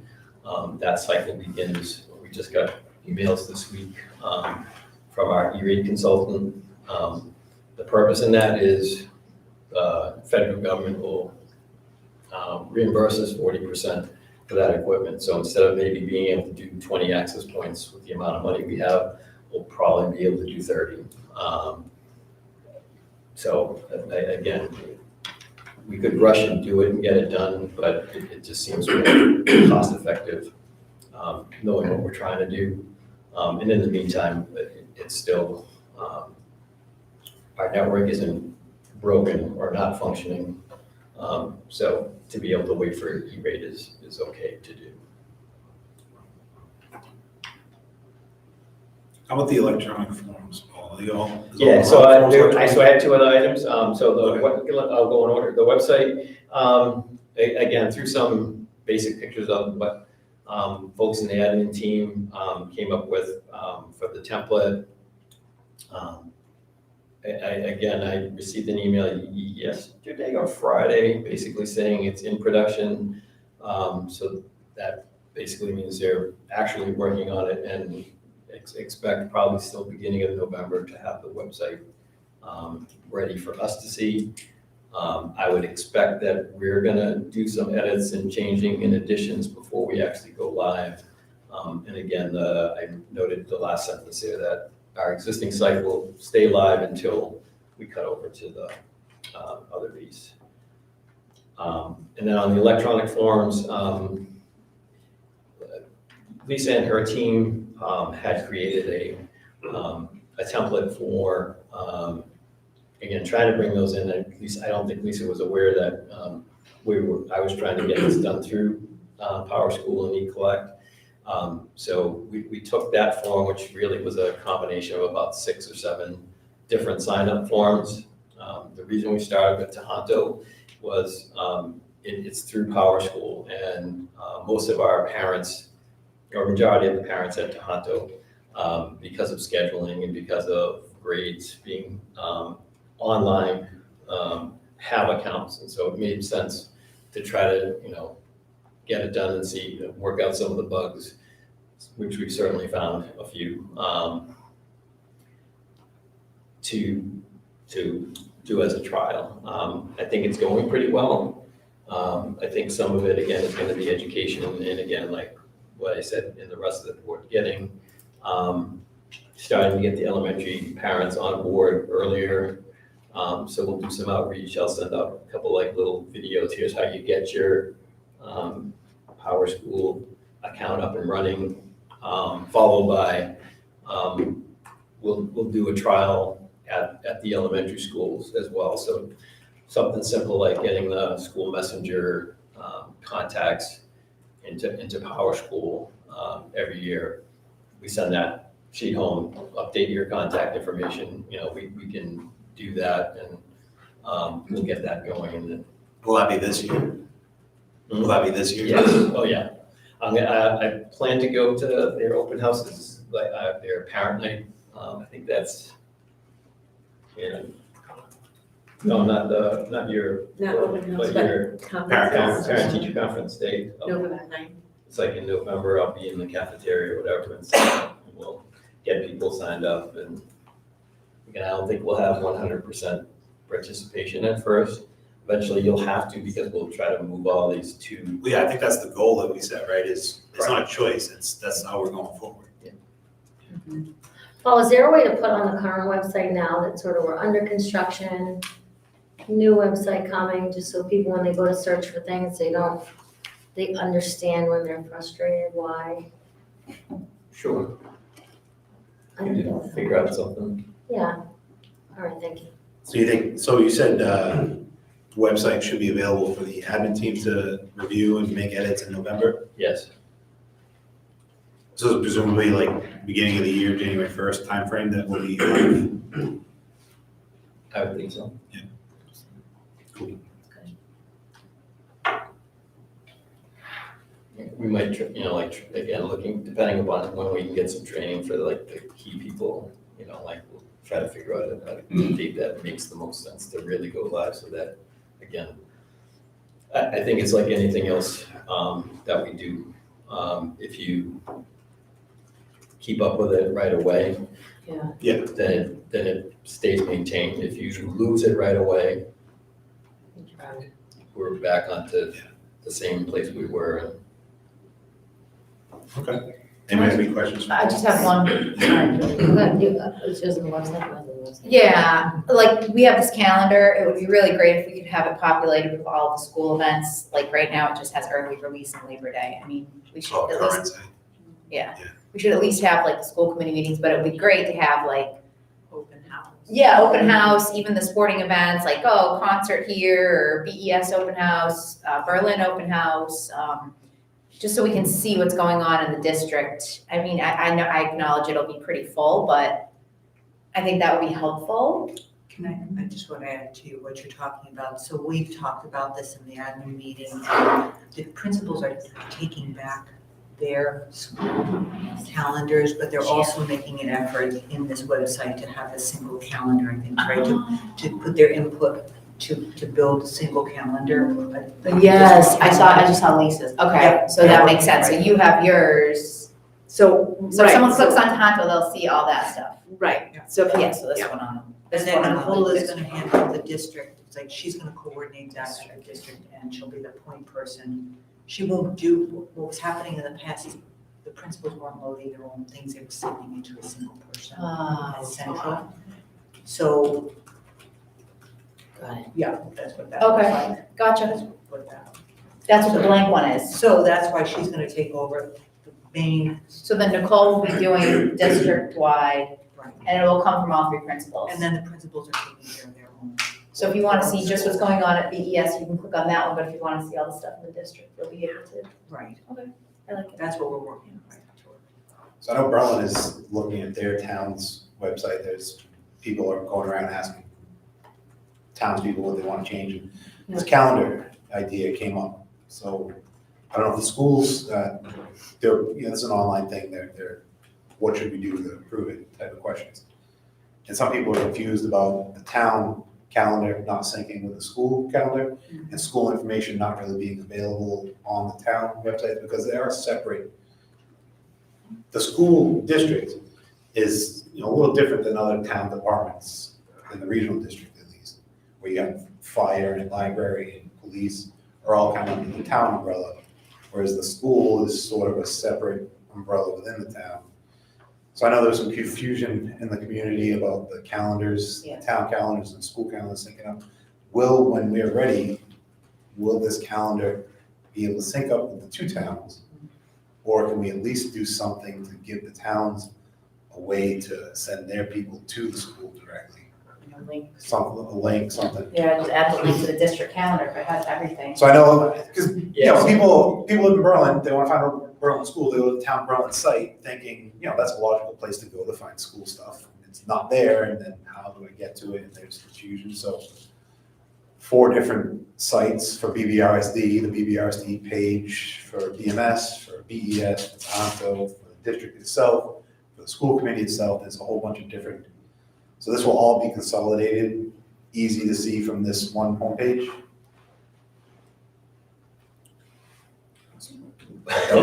Yeah, I'm rubbing my head on that.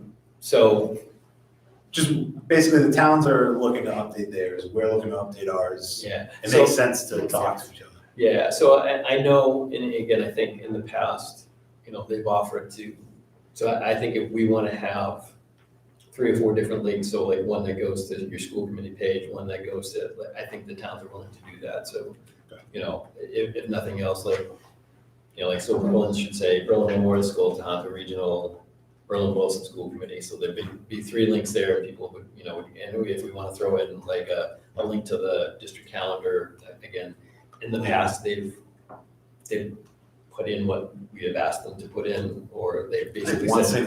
single link to. Right now, it this just site. goes, right now, it just Yeah. goes, I think right now, there is I think at least in Berlin, and I think in Boylston, there is a link there that just says, here's the Berlin Boylston website page, and it goes to our district page. From there, you can get to all this. Okay, cool. But I'll follow up on that. Thanks, Paul. I just have a Yeah. question. For the security cameras, are you considering having them be hardwired? Or will it? They will most likely be hardwired, All right, great. most likely. So then, one more thing on the website. So then the idea is that building administrators will manage their page on the website? That's probably more a Carol question, but that's kind of what, Yeah, that's what we that's- talked about. That's the idea, Looking okay. at their Then they'll school, all- photos Yeah. from their schools and the updates and Okay, things that's that they're having. yeah, and I think the admins will have, so I have an area, Janelle has an area, Nancy has an area, we'll still be responsible for that. Nicole will kind of maybe do more of the general stuff that doesn't fit under those umbrellas, but is on the website. Okay, great, thank you. Thanks, Paul. Director of Food Services, Mike, do you have a report you want? I have a few things I could run over. As we all know, or as you all know by now, school lunches and breakfast are free for all students this year. That's a great relief. It takes a lot of financial pressure off the meals programs, and it raises participation levels, which is just fantastic. To have kids not hungry in school is always my goal, And whenever we can accomplish that easier, it's great. We're working on, obviously, as Nancy was saying, getting some more staff members, trying to hire on some more staff members. We did create a couple of different positions, Nancy and I in conversation, one being a floating position that could work at any of our 3 schools. It's just something that's very good to have. We don't always have substitutes, which the principals are well aware of, for just about any position. So to try to take as much pressure off as possible, we've come up with a couple of different positions to try to hire for. We received a farm school purchase grant of about $5,700, which is good because that means I get to finally meet farmers and local produce and in this area. We'll start to take advantage of that probably in the spring after we used up some of our entitlement funds for fresh fruits and vegetables from the USDA.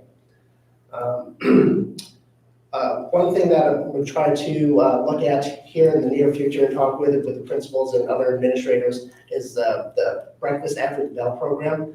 The Breakfast After the Bell program has been pushed by DESE to try to get into all school districts in the Commonwealth over the last couple of years. And in my last 2 districts that I was in, I was able to institute it, and it was fantastic. Just from behavioral issues plummeting to children's attentiveness, attendance even better. It was just fantastic. But those are things that I'm going to be bringing up with the principals and district administration on how we can implement it and best practice to do so. Using school lunch funds, we've been able to repair at least 6 large pieces of commercial equipment this year. Using school lunch funds only, we purchased uniforms for all of the district meals, food service staff. And I want to kind of point something out here. When I say using only school lunch funds, these are funds that this program is self-funded. These monies do not come out of the general fund. These monies do not go, you will see this on your property taxes. Not only do I work in education, but I'm also a homeowner, and I also have children in the school district. So I'm very cognizant of making sure that everyone understands where our funding comes from and that we are self-funded. Working on calculating what our district-wide meal participation is. It's for me, it's a indicator of the success of a program. With free meals for everyone, I'd like to see that number about 70%. We'll see where we are after the end of the month, after September, and I can have a better idea of what we need to do to improve.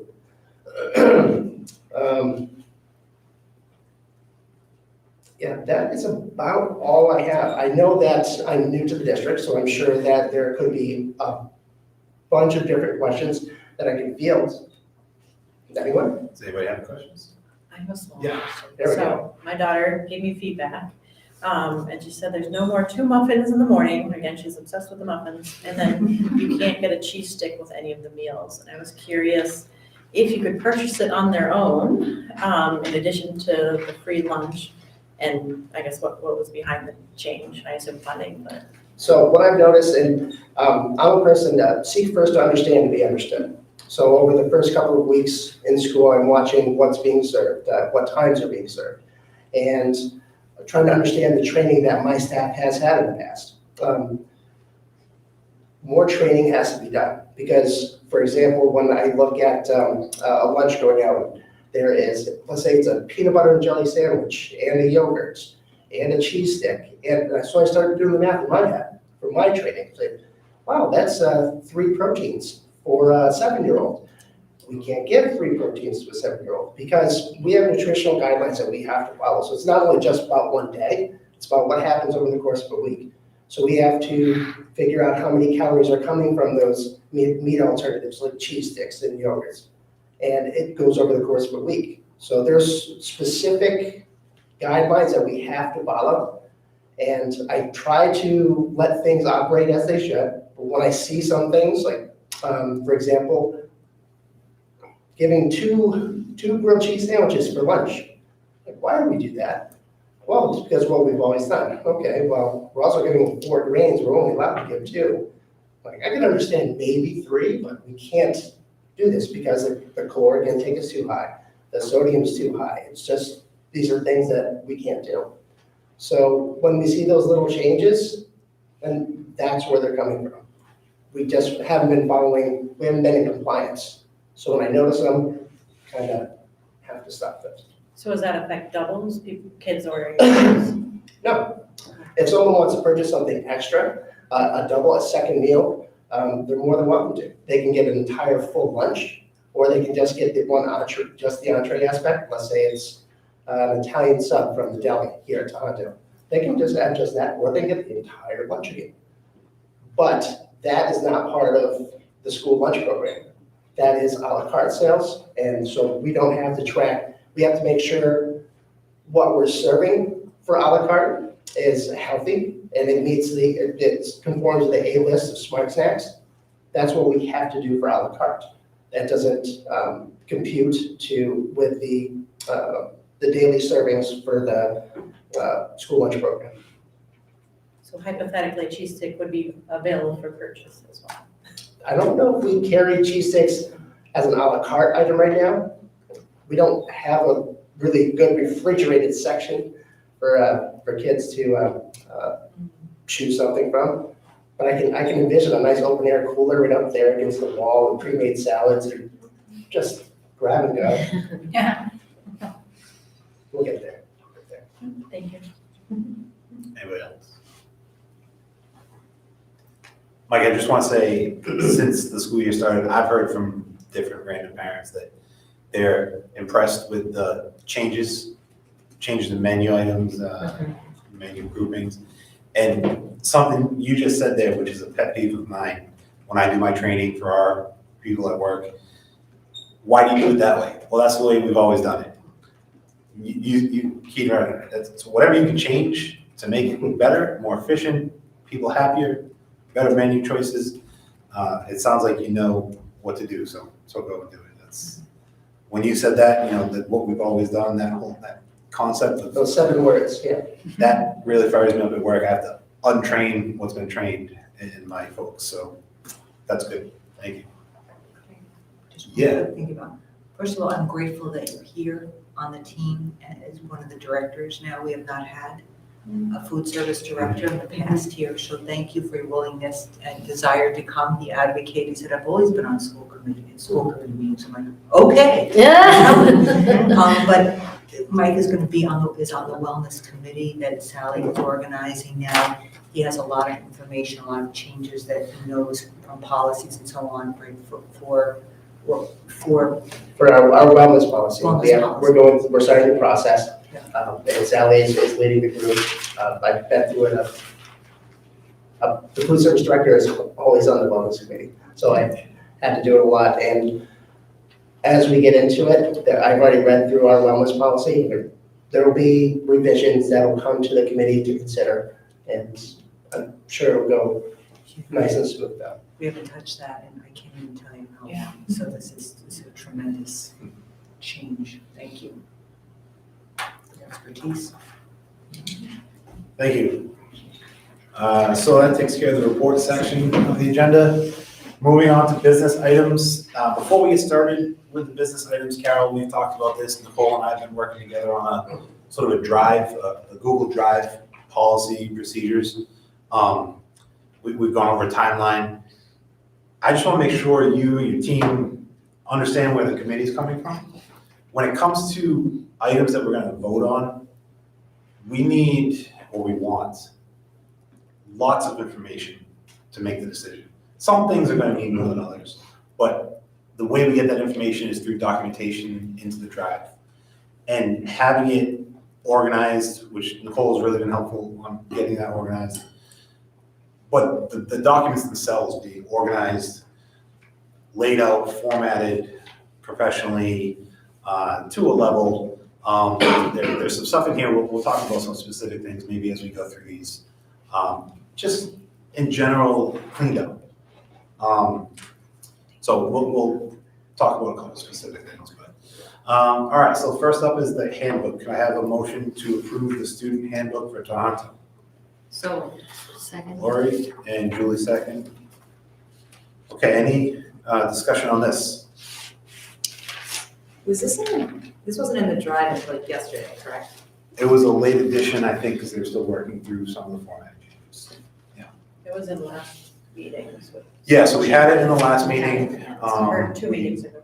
Yeah, and they took a bunch of feedback from anyone who sent feedback in. And then it was out there again. I had some specific comments, but does anybody have any specific comments? Yeah. I have one thought. The table of contents is kind of like a index instead of a table of contents. Usually, you know, it kind of has, table of content has things in order, and this is like alphabetical. I'm just wondering, do we want to change the name of it or possibly just reformat that to be a table of contents? Yeah, that was one of the points we had last time around. I think in sending this to the success committee in the future is gonna help take care of those things. We have to vote, so you're saying we have to vote on this because school year started. It includes some items that the kids need to follow. They've already signed it probably. But yes, that's something that definitely needs to be It's addressed. usually pretty quick though to do it. You just like insert, is it in Word or? So part of what I think was going on is we were moving back and forth from Google Docs to Word doc, right? And it was skewing the formatting, and so if Lisa changed something, then it came to us, and then it went to Google Doc, and then it got messed up, then it went back again. We were cleaning up formatting after formatting. One of the things I talked with Mike about with all of this, and I know Lisa, you had volunteered to take this over, I'm just like, let's self, but I don't know if that's something you would entertain. It's, if you have a particular format in mind, like you want it to look like kind of what we did with the, what did we work on? The improvement plan. It was like the school improvement plan. We did a certain way for years, right? And that's our, kind of our knowledge base as educators, but a number of you are business people and you know different formatting. Other than changing content, Formatting. it would be great. Right, formatting is, you know, and I It's think a that's, skill in yeah. itself. I think that that's a very difficult thing when we have a tool, Google Doc, that allows people to work simultaneously on a document. But then there's limited formatting ability in Google, so then it gets transferred to a doc. But then once it lives in the doc and people are trying to input, then people lose track of, okay, so which version do you have? Where is that living? Did you have that version? Okay, so what did you name the most recent version? And so everybody's just kind of scrambling to try to figure out who has the version. I don't have, whatever you guys have, I don't have that. I do not have, I don't have the actual document at this point. All right, Because- so if we do vote on it and it's accepted, Nicole, this will be the document you can circulate to them. Formatting issues we know need to be worked on. That will be worked on. It'll come to the success committee. As far as content, does anybody have questions? I have some things. Okay. I don't know how we're gonna vote on a handbook that the principal hasn't seen. Well, I mean, I That's think a the good content, point. I just No, you like didn't the touch format. content, it's just Right, format. right, I know And the the reason- None of the right. content's changed. No. And I'll be Okay. honest with you, Julie, we didn't get it to Lisa because I didn't want her to change formatting over the weekend. Because I was doing the formatting Okay. on Friday afternoon, and I said to Nicole, I don't think this is where I need to be spending my time. I guess, okay. Because Yeah. I was changing asterisks and No, it was making yeah, me it crazy. needs a heavy proofread, and I mean, we Totally. teach that here, right? So we could probably find someone to do that. So. I would gladly push it on Right, right. anybody. Internship or something. Maybe one of the I don't know. assistant principals at Tohoto should own this. I don't Not know if that. necessarily So- formatting. In the interest of it being Yeah. 10 minutes Okay, to 7. yeah. Sorry. Go ahead, Formatting Julie. issues are gonna be taken care of. Content. Content, Content okay. is the same, I didn't. Okay. So I've seen this handbook. This is my 4th year. I don't see much that's changed in the career. I know you haven't been in the principal position, you haven't been in the superintendent position. So some obvious things that I noticed was in the athletic handbook, and I know our athletic director's not here to speak to this, but we have to adhere to the MIAA rules and regulations, and we can't be less restrictive than those.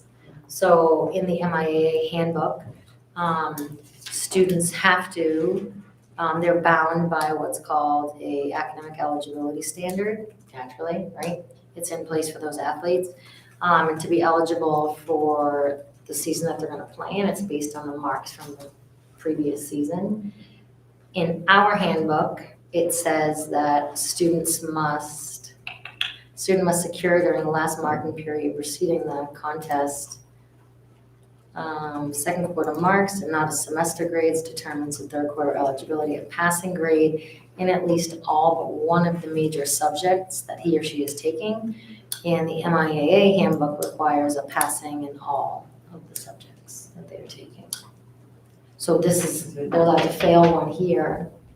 They're not allowed to fail any with the MIAA rules and regs. And I think maybe that was changed somewhere because these regulations are 2023 to 2025. So that that just was never updated in ours. But certainly that it's, of course, important that we can't be less restrictive than the MIAA.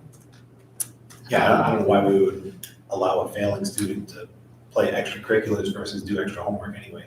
Right. I mean, could we possibly suggest to strike those words that say failing class? Yeah. And then it would match the MIA? That's You on not only have to page say you can't 30. fail, you'd have to say you'd have to have passed and received full credits for the previous course. I mean, the language is right. Can you take the language directly from that to put in? But if this might have just recently changed. You know what I mean? So that's probably why it hasn't. Yeah, it might be why it's not in there, Right. but we still need to get it in there. Right, that's what I'm saying, yeah, it still certainly needs to We're be. talking, it's page 30 that includes. Correct, yep. And then also during the season, they're also bound by an academic eligibility standard as well. And I'm sure Matt would have more details on this, what that means. That was one thing. Not to beat a dead horse about the cell phones, but I think it's a tough argument. Kids can't play cards at lunch, but they can use cell phones at lunch. Yep, I don't know, that's in there too. 100% agree with that one. Was that Jess? Me? That was, but I I saw could you agree shake with your that head. too. Wait, so can middle And I see school the kids principal. use phones at lunch though? All right, No, it's just the high school kids. And I get the idea, it's gambling and, right, good. No, I do, because I can remember many years ago when I was substituting at Tohoto, and I thought I was a substitute teacher, and I thought that playing cards was okay because it was strategy and it wasn't. I know, And the yeah. principal came in and advised me otherwise. So, I don't, There probably be But poker games going and Poker, gambling, yeah. right, but I don't know, Gambling like, and I playing don't, cards. there are a lot of important card games that can be played, like, Dungeons and there's those Dragons and 5, others. A ton, yeah. yeah, so I don't, maybe it's a different, another discussion. I don't, I always was baffled Cards and about cell that. phones, I think, are a bigger conversation than tonight. A comment I had about another thing in here. We're picking and choosing certain policies to put in here, like on page 31, it does have the EDCFA policy. My question was, why individual policies go into the handbook versus all policies going into the handbook, or no policies going in the handbook, but with some reference to the policy manual? That was one comment. The other comment was the policy that's in here is not actually the current version of the policy. And then we're also voting on that later tonight. So it may or may not change from the current version. The current version is not what's actually in here. So, I mean, the MIAA stuff, if we have a handbook that we approved this year and a kid is failing and he goes on to play in a basketball game or whatever, are we in violation of MIAA? What does that do to the team? What does that do to the rest of the program? Can we approve this with those things not being correct or addressed? Couldn't you strike the words, like, and make an amendment to the vote to approve this? So we would first have to vote on the amendment of striking the words and replacing it with. But I think there's even some confusion as to what exactly Right. would it be replaced with, you know? Well, I guess specifically for the failed class, I mean, the new MIA. I would imagine Verbiage. the athletic director would weigh in on what wording he would put in there. Yeah. I don't know. I mean, we're But gonna get in 2 it weeks. wouldn't be uncommon Yeah. just to take the wording directly from. I mean, we're almost a month into school, does another 2 weeks hurt, like Megan said? Yeah, we're meeting on October 10th, so I mean, I don't know, is the Student Success Committee meeting? I mean, it seems like there's kind of a lot to just amend and then vote on. Yeah, I'm with Megan. I think that the MIAA thing, because if you get a kid that fails and then you're like, nope, you can't play sports by MIAA, and they're like, oh no, that's not Tohoto policy. Right. I mean, that's gonna create a huge I mean, you issue. almost have to have kids re-sign that, the handbook. I would If you Yes, change yes, that, definitely. I mean, I would that's. say so, I would say you're gonna have to send a new copy out, so I almost feel like not, and same thing with the face coverings policy, if we're voting on a new policy tonight and then this is in the policy, that's a slippery slope right there. I would just remove that policy. I would from it probably- Anyway, because it's, unless there's a reason to have a specific individual policy in the handbook. But then we should be consistent with what we have in there and what we don't, right? So- Exactly, yeah, so- I think that's what you were I saying. mean, I caught that one particular policy because it's up for vote again tonight. Right. I don't know if there are other ones in there in different places. I think you need to make a decision. We're either gonna put all policies in this handbook and have them signed off, or put no policies and refer to the actual policy manual. Yeah, there's another one on page 37, school, and it's documented, school committee policy, KLG, law enforcement agencies coming into schools. But yeah, I think it's only picking and choosing, and there might be more school committee policies that actually do apply to the high school kids. And yeah, I think I would probably just remove all school committee policies and have a little saying at the end that says, you must follow all district policies. Unless there's a compelling reason to do something different. Yeah, there's a lot of stuff that's like specific to the school, it makes sense, but. I mean, I would maybe argue for that, the police policy that you just mentioned, like Keep it in, you mean? yeah, I mean, especially with the discussion of officers within the schools. But it's still policy, it's just, I mean, this is so cumbersome, 131 pages. I mean, are any kids actually reading this whole thing? Well, no. I read it. Yeah, I'm sure you did. The last meeting. Julie Lee, ninth grader. I read the whole thing, yeah. I should. Yeah, so I don't know, there's a lot of. So who actually writes this? It's a team effort. Well, it is, something that's been handed down. It's just been handed down. So I will say too, there are a few, like the sexual harassment policy, there are a few things, and Janelle, maybe you can chime in, but there are a few that have to be in there. So there are a few policies that I know, again, because they have to be presented every year to.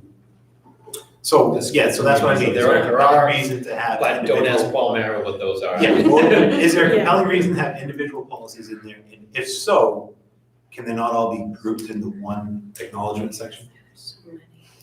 I would need to look into it a little bit. I mean, if I'm being asked, I would need to look into that a little bit to see exactly which ones. It's an excellent point, Paul. Yeah. Like civil rights. I would, exactly. Yeah, so What maybe needs to go yeah. into the student rights, we know, I mean, we can tell you, in our sleep, what needs to go out to staff each year, but what needs to go into the student handbook. And that is probably the roots of why there are some policies in there and not others. I'm wondering if Have to look at it. the animal, support animal, would be one that would go in there. If they, yeah. So here's my confusion with the handbook, is that we have a document that is formatted to no fault of anybody's, honestly, because if it just keeps getting handed down, then the can's getting kicked and it's nobody's fault, right?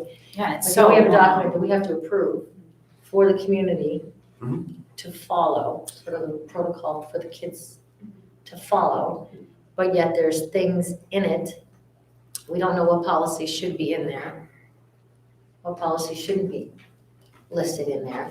Some of the language is incorrect. So from here, I would make a motion to send it back to the team, but I don't even know what team that is that's going to review it. Right, I think that's the piece. Okay. I mean, Right, I think. yeah, I think, I was a Tohoto admin, but they were all new, so they were Okay. looking at something that, I heard what you said, to your point, it was just handed down to us that way, so it's been this way. This one was actually forwarded even before July 1st. So it was handed towards school committee even before you know what I mean? Yeah, we voted on this in years past, and it's Yeah. kind of just been like a rubber stamp, nobody's Correct. ever looked at it, but. Okay, so where do we go from here? I think we need to form an ad hoc committee to focus on this handbook. It's gonna be this handbook, and then the other one is the staff handbook. Yeah. That I was gonna try to do for October, but I feel like, well, we really need to spend more time on that one as well. I think that's it, Mike, I think it just was rubber stamped, and these probably got through every year. Yes, I'm sure that's all it is. This is not new, they didn't change. No, I know, I've seen it for years, I've seen this. Right. Well, like Mike said, the way it's always been done, Yes. not the way, So maybe not we the need best to way. to do that and pull an ad hoc committee to look at these areas. One of the things I was gonna propose, but I'm trying to play it out in my mind, that's why I was kind of quiet, is thinking, do we just do a stay in place with the handbook that we've had until we can get the right one in place? We have to have something. I worry about not having anything in place. Well, they already signed off this one, didn't they? No? Yes, they signed that off of, I Yes, think, the but- last year's handbook, is that the one that's? Current students, have they signed anything? Yes. This, They signed this the one that we had to look at last meeting in early September, Well, or was it August? they've signed an acknowledgement of looking at the handbook, so. Yeah, that's what they signed, right? Yeah. The acknowledgement. This one. That they've read, right? On the one that was presented previously, not the version we're looking at right now, which, same content, formatting issues, but same content. Same content, which is. So, which some of that content probably not accurate. So right now, we're in compliance because they've signed, at least based on what they've looked at. Which is kind of like the stay in place, like it's what, they've acknowledged that one, the way it is, it's not. Go ahead, Julie. So one of the changes I believe in that handbook is the code of conduct. Yes. Yes. So there were changes to the laws and regulations around students' discipline last November. And I believe that the code of conduct reflects what those changes are, alternatives to suspension in some cases. So we are eager to have an updated code of conduct in place so that it reflects those most recent regulation changes. But that exists in the one the students have already acknowledged.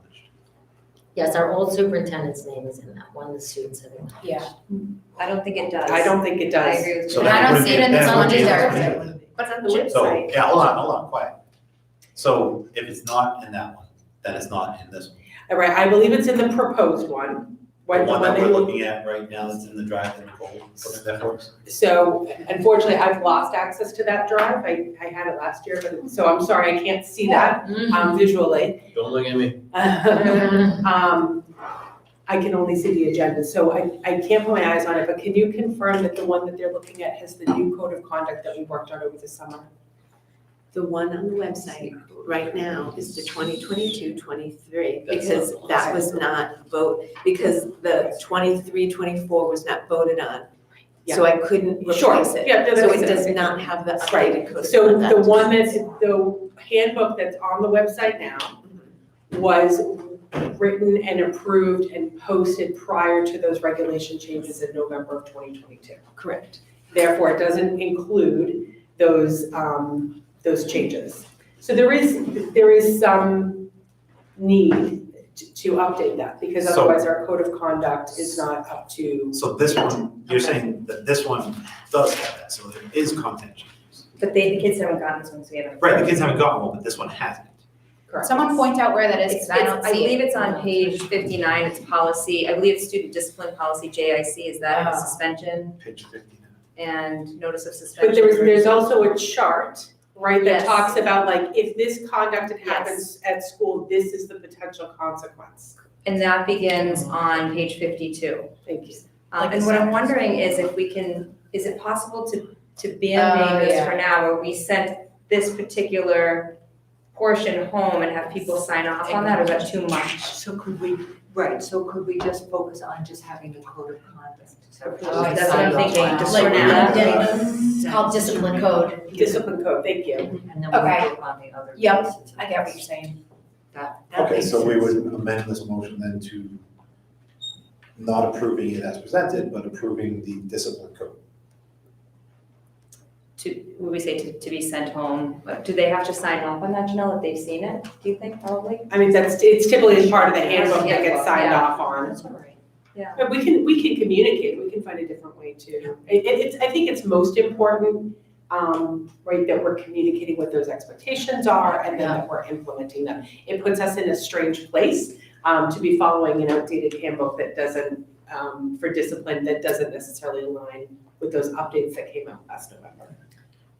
Could it be added as like an addendum to the 22-23 handbook, like that's how we voted? And that way it is actually part of the handbook, like we attach it to that one? I'm worried that there might be so many errors to the 22, 23 that we're not gonna, I mean, those are the ones you brought up, but I almost feel. Well, they've already acknowledged that one, is what they're saying. Yeah. This year, Okay. that's the one that acknowledged. So But they that didn't- one needs the discipline code updated. But so they'd have to re-sign again. Just the Just discipline the code. JIC, just the student discipline code, that has the charts, I believe it starts on page 52 and it continues on. Or you could just reset, or you could just spend 2 weeks, get someone to fix it, we'll vote, and then send the whole thing in its entirety out and say, you need to sign this new one, the school committee just approved it. But somebody needs to own this in the district. So, I don't know Can who I that ask person this, is. what does the, not the high school student council, isn't there a community of council members? Aren't there? Student council, What are school they? council. School council? So we just met and we're doing the school improvement plan, and so we won't have another meeting until October. Okay. I don't know. Let's, there's a motion on the table to approve this right now. And we don't want to, we're saying there's problems with this. We can either amend the motion or vote on the motion. Let's vote. Should we amend Well, we to? could amend to just approve the discipline policy. Yeah, so would someone like to make a motion to amend the motion to not approving the handbook as is, but to only approving the discipline code? So moved. Megan? Second. Jess? Okay. Anyone want to discuss that amendment? Should we add into that amendment that there's parental consent involved? That's. You can amend the amendment once. Yes. So if you So amend the that's- amendment, you have to be steady on what you want to do. Yeah. Because you can only do it one more time. No, this is what's gonna, we're approving this. This, Parent acknowledgement or student acknowledgement is part of the process that they do. We're amending what they're doing, or voting on what they're doing. Yeah. Okay, any other discussion on the amendment? I would just say, I don't know how we can add that amendment in and not take into consideration the MIAA rules and regulations. And I think at that point, if we're gonna, and I think that one is very important, I think the MIA one's very important. I think we have to do this the right way, and I know time is of the essence, and we have to get people to sign this because we're not in compliance at this point.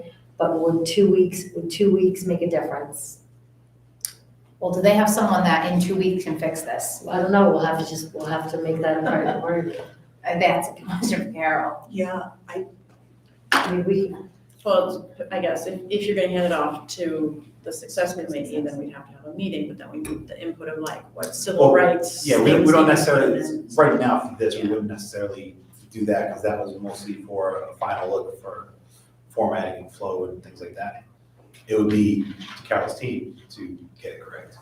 And it would just be to fix the MIAA, make make sure that discipline thing is accurate, and I would say go through and figure out what what school committee policies are supposed to be included in the handbook and which ones don't have to be. I mean, those would be the 3 action items for your team to take in the next 2 weeks to bring this back to us so we can vote on it. So we would vote no then on, or, well, you can vote whatever you You can want. table the topic. Oh, no, because we're in the middle of the motion, we have to vote. But we could all vote no. Jess, your opinion? You can also amend it. Or we could say, take the discipline. But I agree with Julie, because if we're in a sports season, so we're in football season, right? So what if a kid on the football team gets an F or starts failing a class, and our manual that they've signed is, Well, it would only affect if they had failed in the spring. Yeah, so I just think it Previous speaks to, we have to right, stop just doing if things are handed, and it has been handed to everybody in this room. At some point, it just has to stop, and we have to have an appropriate handbook that has the right documentation in there from soup to nuts. And my thought is, I don't know if we can turn this around in 2 weeks. That's the only thing I worry about. Yeah, Okay. so like, This whole so thing. then- We can make those 3 edits. We can make those 3 changes. I'll be perfectly honest with you, because when I look at other districts' handbooks, I think, Looking pretty good? no. Oh. okay, okay. See, that, Right on. Lisa, that brings up, Okay. again, back to what Mike says, the Okay. way it's always been done, right? And this is the grief I give John every time we talk about AIMGLEB and MCAT scores. I don't care what other districts did. We're not responsible for other districts. We're not responsible for the state. We're responsible for our district. So looking to those other districts for, sort of inspiration or maybe the way they do things, but to look to those other districts as an example, well, they suck too, so we don't have to be so good. She was saying the opposite. No, Yeah, she's saying this is the better, opposite. yeah. Well, yeah, you're saying they don't look good, right? So, No, she's saying they No, look saying good. Saying they're, oh, they look good. oh, right? they're Nice. And then I would prefer ours to look that way. Well, yeah, I would too. So that's, So- okay, so I misheard what you Yeah. said, I'm sorry. But still, to the same point, is comparing us to other groups versus what do our kids need? Our kids don't need what, I don't know, pick another district, they need what our kids need, so. So I think legally, do we need that portion, the discipline portion? I think that is the most timely thing. The MIA really, based on spring to this, that's already happened, they're already playing, so it's really not gonna be until winter sports, which is after Thanksgiving, correct? Yep, that's correct. So that is important, but maybe not the most important thing that we need to approve, because just legally Well, for the explicit. I don't know, I don't know this is, Mr. Picaro would know better, but you are not allowed by MIAA rules and regulations to have less restrictive guidelines than the MIAA, and we do. I mean, I guess it is currently an issue, is there someone that had failed? You know? yeah, that's what I was gonna ask. Well, I have no idea, Yeah, but I know that there's this, the language is such that we're less restrictive, that's what I know in this. I don't know, I think we can find people to help. And we'll do our best. I just don't want to promise something that we may get into the weeds and find out that we need to update even more as we get into it. I just don't want to promise that it's going to be ready, because when we're talking 2 weeks, it's not really 2 weeks, because we have to load it in so everybody can review it, right? So now we're talking maybe a week and a half. I just don't think we can do this well. We're going to be having almost the same kind of conversation. We're looking at content, huge, and then now we're getting into formatting too. No, we're not talking about formatting. No, just Right, content. but we want to send it. Discipline code, academic eligibility, and policy. legally required policy. Yeah. Yeah, That is. and I think one person needs to own it. I understand the collaborative effort, but I think something like this, that's actual work, or I call it real work. I mean, like, to sit and write a policy, somebody needs to own this. And then you go back to your group and say, hey, this is what I did, can you help me with this, or I don't know who that person's supposed to be, if it's supposed to be Janelle or somebody at Tohoto, or, but there should be, and I'm trying to put work on you for that. But there should be somebody, maybe it's maybe I get that both assistant principals are new, but maybe that's something that one of those people can own moving forward. I think somebody needs to own this. It needs to be their responsibility because I don't want to be a jerk, but it's a little frustrating that this is what, like the second or third time we're looking at it and this is not high quality work. So, I mean, sorry, but you know, and if somebody is accountable for this, then that might solve the problem.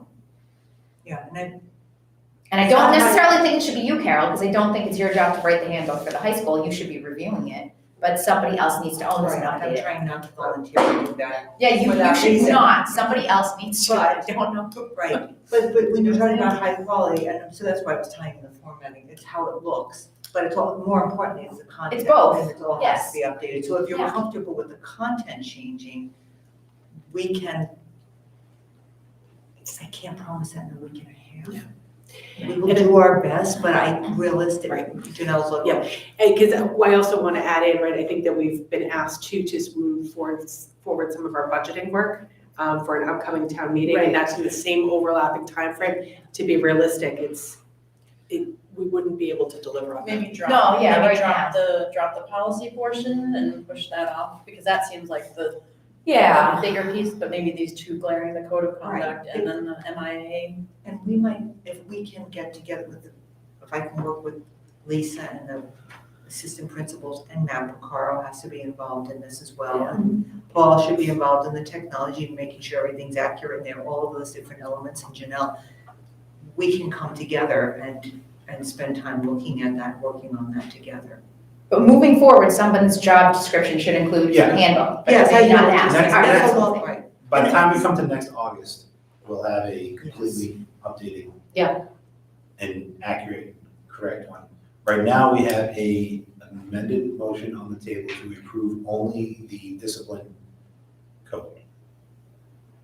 And you want to change the MIAA eligibility as well. Can we add that to the You can amend it, you can amend the amendment once. amendment and add both in? And then just, Yeah, I just wouldn't want, I just think Matt should speak to it, Mr. McCara should, because this is his field, you know. But Okay, so legally we have to- what about, See, I don't know, No. I don't. so, all right, I agree with Julie, he should speak to it, he's the expert. Yeah, he's the He expert. knows, okay? If anything we have in the district, at any time, needs to be amended, updated, for whatever reason, change in law, recognition that something's wrong, it can always come back to the school committee to be done in the future. Yeah. I think we should hear about the MIA rule next meeting.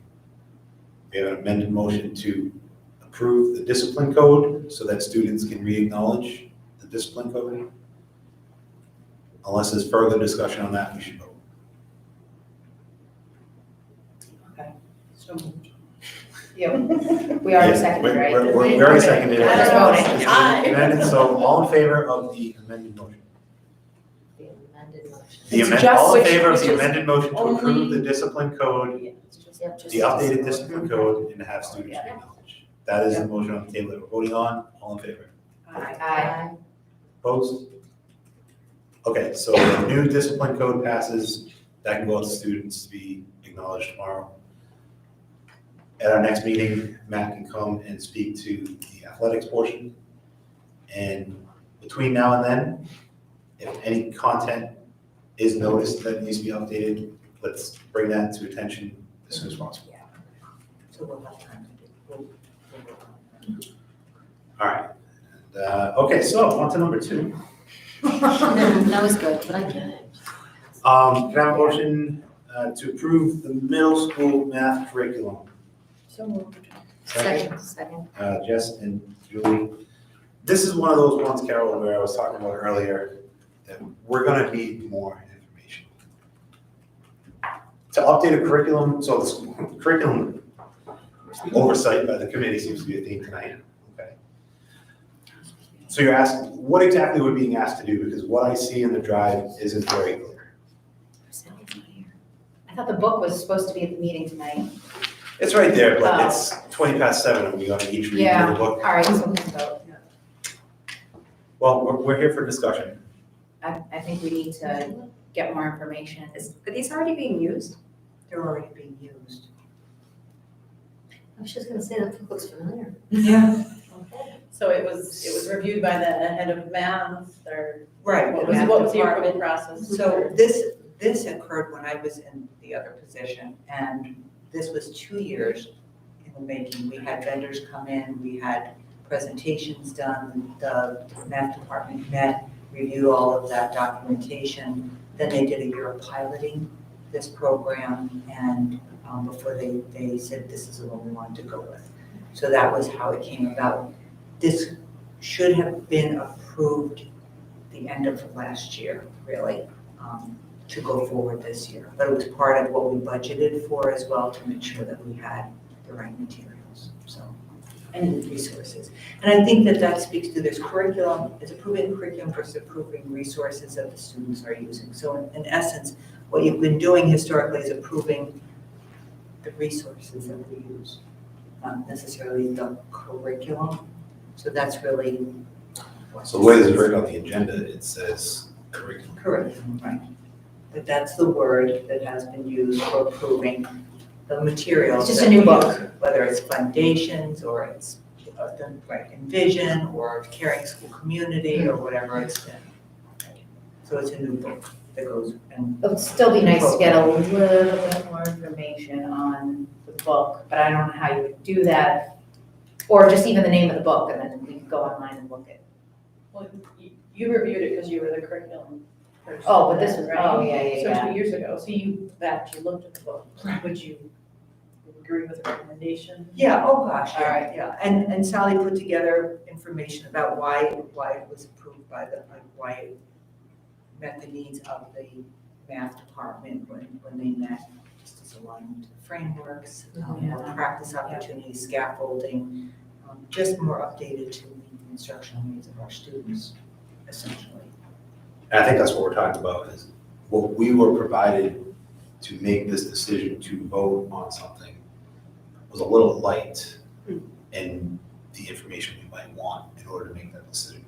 And I think looking at the timeline, Mike, for doing this, probably going forward, Mhm. again, this was sort of, you used the word before, it's a rubber stamp.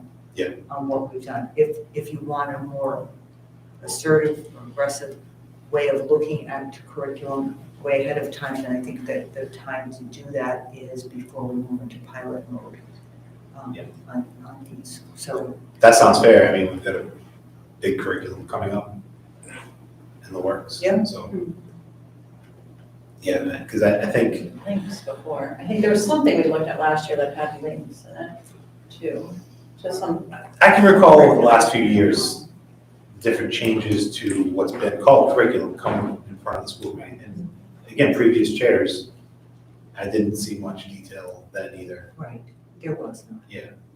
So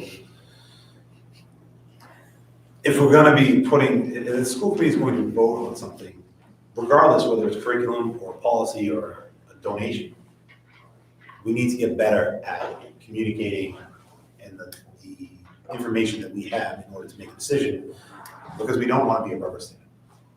So, all right. So there's a motion to approve this middle school math curriculum. Is anyone comfortable, or do you want more discussion? Anybody else have anything to say? Looking at the KEC policy that was brought up before, it does say that it's based on the superintendent's recommendations. So, seeing that she reviewed it and was familiar with the material. I think recommendation holds a lot of weight. I think it's not so much, do you recommend it or not? It's, do we understand what you're recommending and why you're recommending it, is I think what you probably want.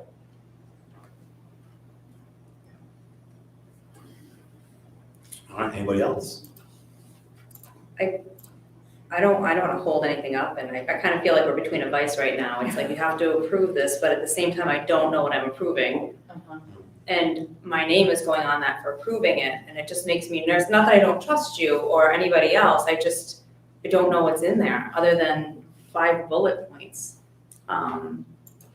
which were helpful, but I don't know anything. I don't know if they're, I don't know anything. And so I just feel nervous saying, I'm okay. And again, I trust you implicitly, it's just, we're okaying it, and we're the people that people are gonna be upset with if we don't know, like, I don't know anything about that math curriculum at all. I mean, you've seen it at home, but I haven't seen it. I agree with you, Laurie.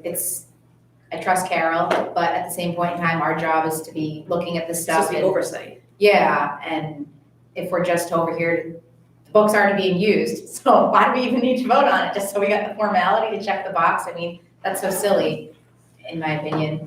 I would respectfully ask all of you to consider approving this. We've already paid a substantial amount. We've gone through it. To Jessica's point, we reviewed. I understand your point, but I also feel like going forward, we're happy to meet the needs and the requirements. I just feel like this was part of the, again, I hate to say the way we did things, but this is what we understood was expected of us as a school committee as well. So if we weren't asked by the school committee to do it in the way you're asking, then this is what we have been doing. So therefore, I think it should be approved. It's set to go, it's been reviewed. Going forward, we'll do curriculum differently. So I'm just gonna put that out there to you.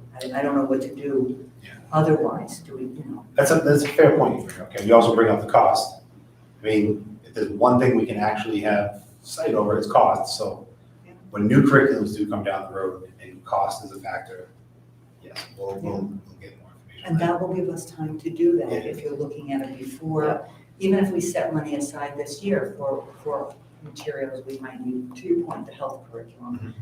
Looking at that before we go forward and put it in the budget would be something that we should be doing and bringing it forward. And we're happy to do that. I just feel like to hold this, I don't know what to do with that if you hold this up now. You are totally right, though. I remember when I joined the committee, and that was how it was explained to me. Like, a lot of stuff was just rubber stamping it, and it wasn't until, we kind of set some new norms, and I think we're all learning together. So I totally understand that, and I appreciate it. So, yeah. Any other questions? All right, motion's on the table, so all in favor? Aye. Against? I'd like to abstain. I just Absolutely. don't feel like I can make a decision based on what I have, Uh, and I don't want to hurt the will of the 4 committee. ayes, 1 abstain, and I will be an aye as well, so that's 5 and 1 abstain. Excellent, thank you very much. Next up is, can I have a motion for the approval of the Boylston Lions Club donation for Katie's K road race proceeds? So moved. Julie, Jess? This is a $500 donation addressed to the Tohoto Art Department. So there's a question, real quick. The art department, does that include music? Is it simply graphic arts? What does the art department include? We reached out to the donors, the impact said for the art as in visual arts department for Okay. supplies for that part. Supplies for the visual arts, Right. so drawing, painting. Right. Okay. So that's what that will be there. Anybody have any questions or discussion? That's great. All right, all in favor? Aye. Against? All right, that motion passes. Thank you. Approval of, may I have a motion for the approval of stipend positions for Tohoto? So moved. Second. Megan and Lori, Lori. okay? Stipend positions. Anyone have any questions on these? I just didn't understand the document. Yeah, this is another one that, That's it, yeah. I know what it says now because I asked Nancy, but Okay, no, this is another one where we probably need something more of an explainer. Substantial.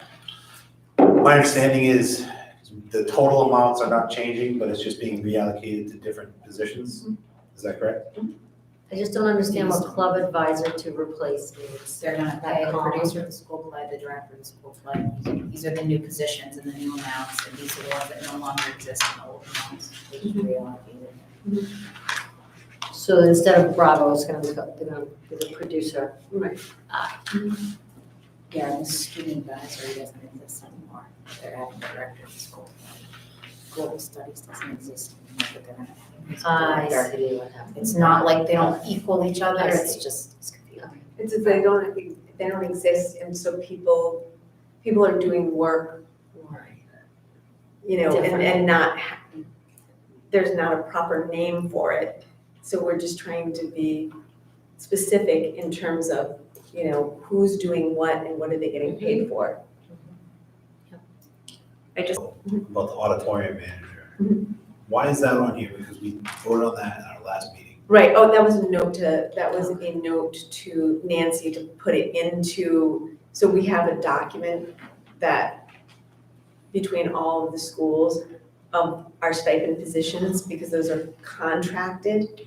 So I just made a note for her to put it in that, because it's not there, and so I can't, you know, I can't assign it to anybody. So the amount listed there is different from the amount that we voted on last time. Oh, so, Yeah, because she didn't update the amount of the stipends with the increase this year. So the amount we voted on is an incorrect amount? Was it 696, Yeah. I think, yeah? Yeah, it was an incorrect amount, I believe it was 717. So is this vote approving that new amount as well, or is that gonna be a separate vote in the future? It is a vote for that as well. This document, Yes. okay. Does everybody understand? Yeah, we voted the wrong amount last time Yeah, Correct. by like $20. Yeah.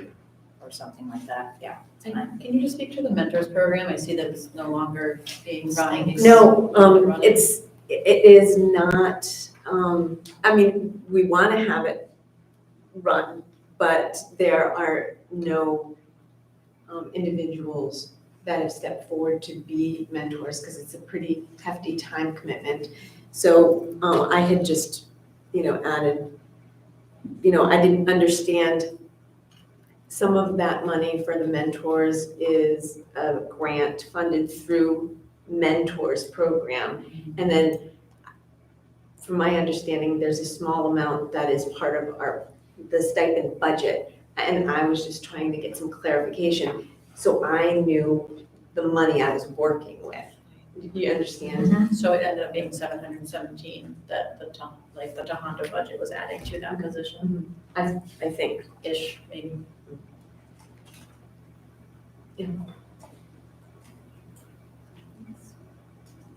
So that's where I've been spending a lot of my time, is the budget stuff.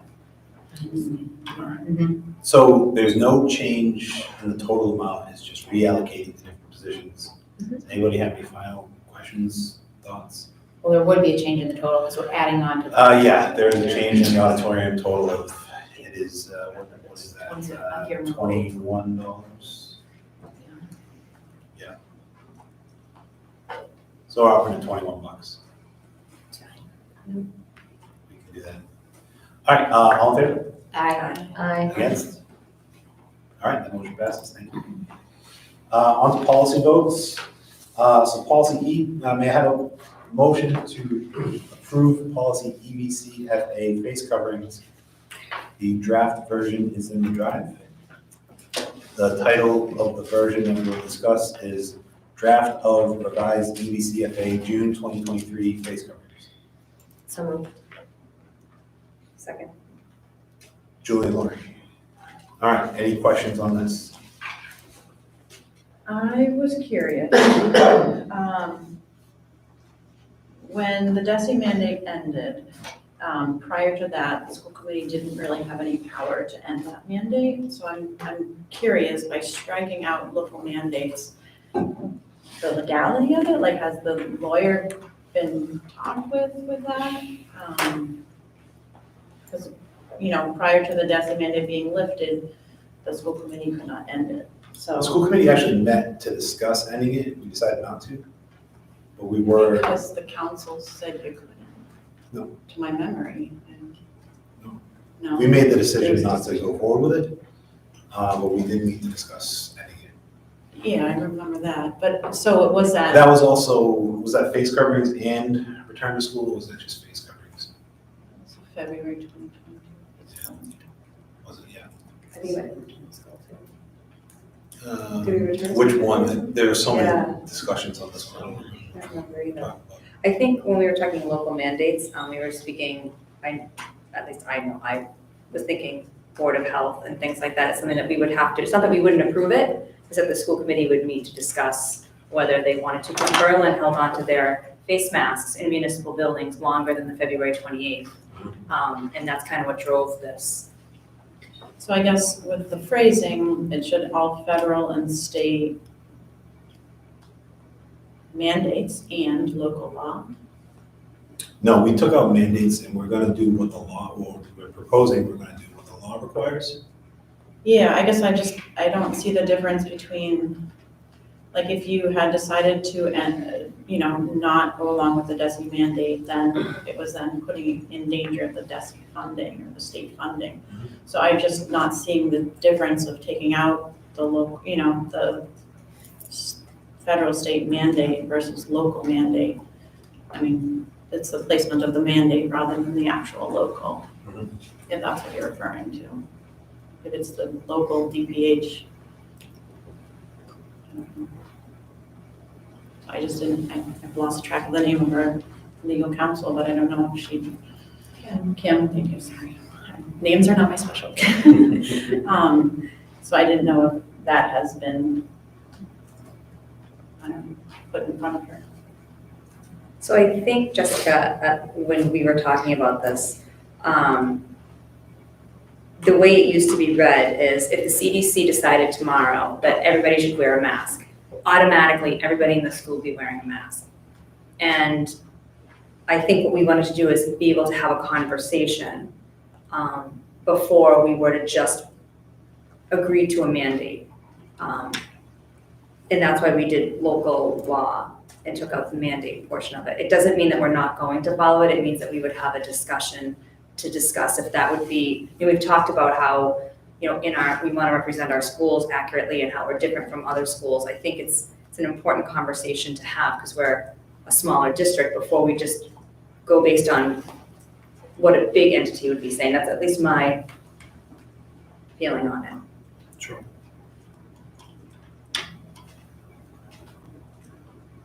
Any other questions, comments? I would like to suggest that we include in this policy, the requirement that we have those pulse oximeters in the nurse's offices. We do have Yeah. them? They're all of the nurses have them, yes. Oh, that's great. Yeah, we checked on I don't know if we should include that in here, that people can go down, if they're not feeling well wearing a mask, they can go down and have the nurse check their oxygen levels. Because there's so much pressure, from, people who believe in masks and, to pressure to wear the mask. And if they really feel terrible and they can't focus and they can't think, then I think that they should at least have some data from the nurse, to justify if they don't want to wear the mask because they can't, they literally can't function. I think that's procedure more than policy.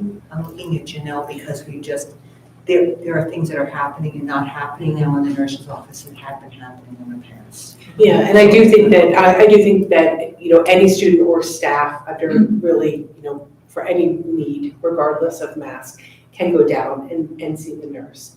I don't, in my opinion, I don't think that it needs to go into a policy that they could have that checked. If I could offer that opinion, but because that's just part of the standard practice. And I am, I'm not a nurse, but I do think that's one of the first things, that a medical professional looks at when someone's not feeling well. Is that's part of those initial signs. I mean, then if you include that, then you're gonna get into the numbers, like what is, dangerous and what's not. Yeah, we have to be a policy on what you. Yeah, I mean, what's passing and failing. at the bottom of the violation of this policy, it kind of addresses your concern that no one's going to be, no disciplinary action will be taken, so. I guess I was just thinking, if we're going to enforce masks in any way or have to wear them in the community, that people should know that they have the option to have the nurse check them, and how would they even maybe think to do that? Because a lot of people just don't even know. I think in schools though, in any case, regardless if it's mask, COVID or anything else, if someone's not feeling well, like Janelle said, Nurses are very. absolutely go down to the nurse and they'll take care of you. Right, But this it's is like a a special difference, category. but it's a difference in what Carol said, procedure versus policy. This policy is strictly looking at when will masks be required, if they will be required. That gets more into healthcare, which the committee has said in the past, the committee is not a healthcare body, it's not gonna make recommendations on healthcare. That's up to the individual parent to choose for their child or the adult staff member to choose. I understand what you're saying. Yeah, the oxygen levels are a big thing. Putting it in a policy, to Jess's point, we would have to then say, okay, in our policy, it has to say when it is this level, do this, that level, do that. That's more procedural healthcare thing that the nurses probably should take care of. Yeah, I mean, under that instance, like the CDC guidelines, if you cannot mask, if you're under 2 or certain disabilities, you can just stay home for 10 days, honestly. So, I mean, there's that as well.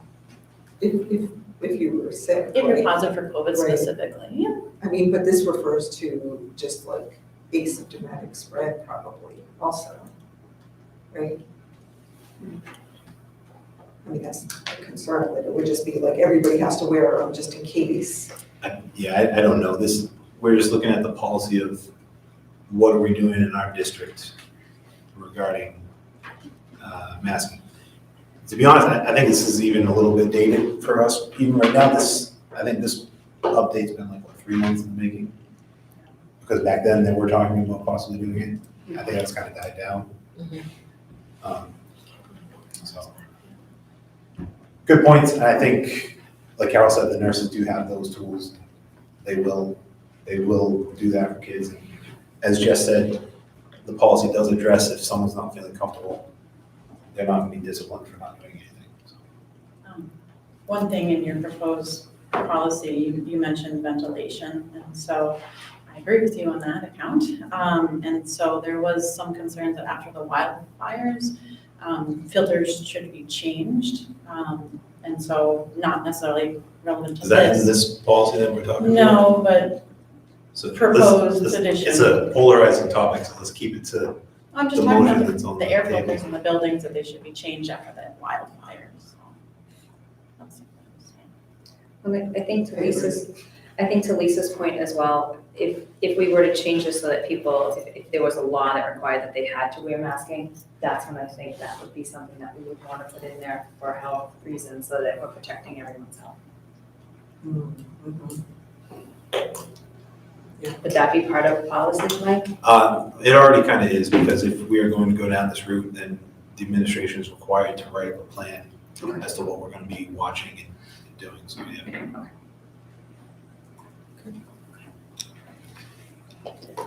Anybody have anything else? Okay, so all in favor? Aye. Opposed? I'm gonna abstain. Okay, one Also as abstain, well. 2 abstains, okay, I'm an aye as well, so that is 4 ayes and 2 abstains. Thank you. Can I have a motion to accept policy the proposed policy IHAMA, parental notification relative to sex education?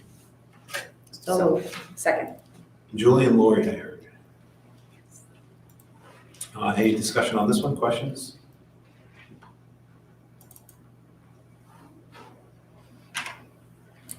All right, all in favor? Aye. All right, all opposed? All right, so this policy passes as well. That's it for votes. Any questions on the first reads? Lori kind of went over on her update. No questions? All right. Future agenda item proposals. So on here is a future town hall meeting regarding the BES building. That's something that we're discussing. I think that October 24th meeting with the towns might cover at least the initial part of this. We're gonna probably propose a larger group to take a bigger look at just all the buildings. October, the school council still want to come in?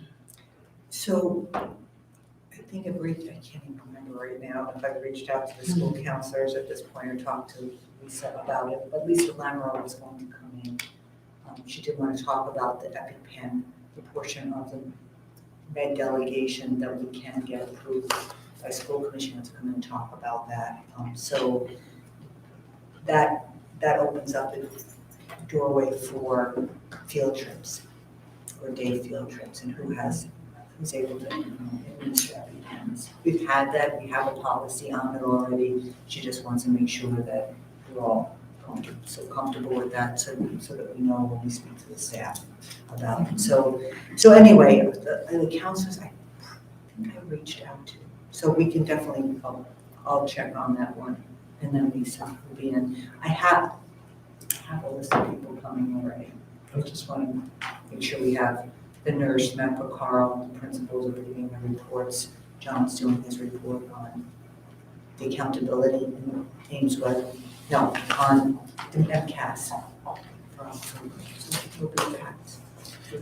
A point on the, John, you probably know what I'm gonna say already, but I know you love to point out the highlights of the scores, which we should definitely celebrate the highlights of the scores.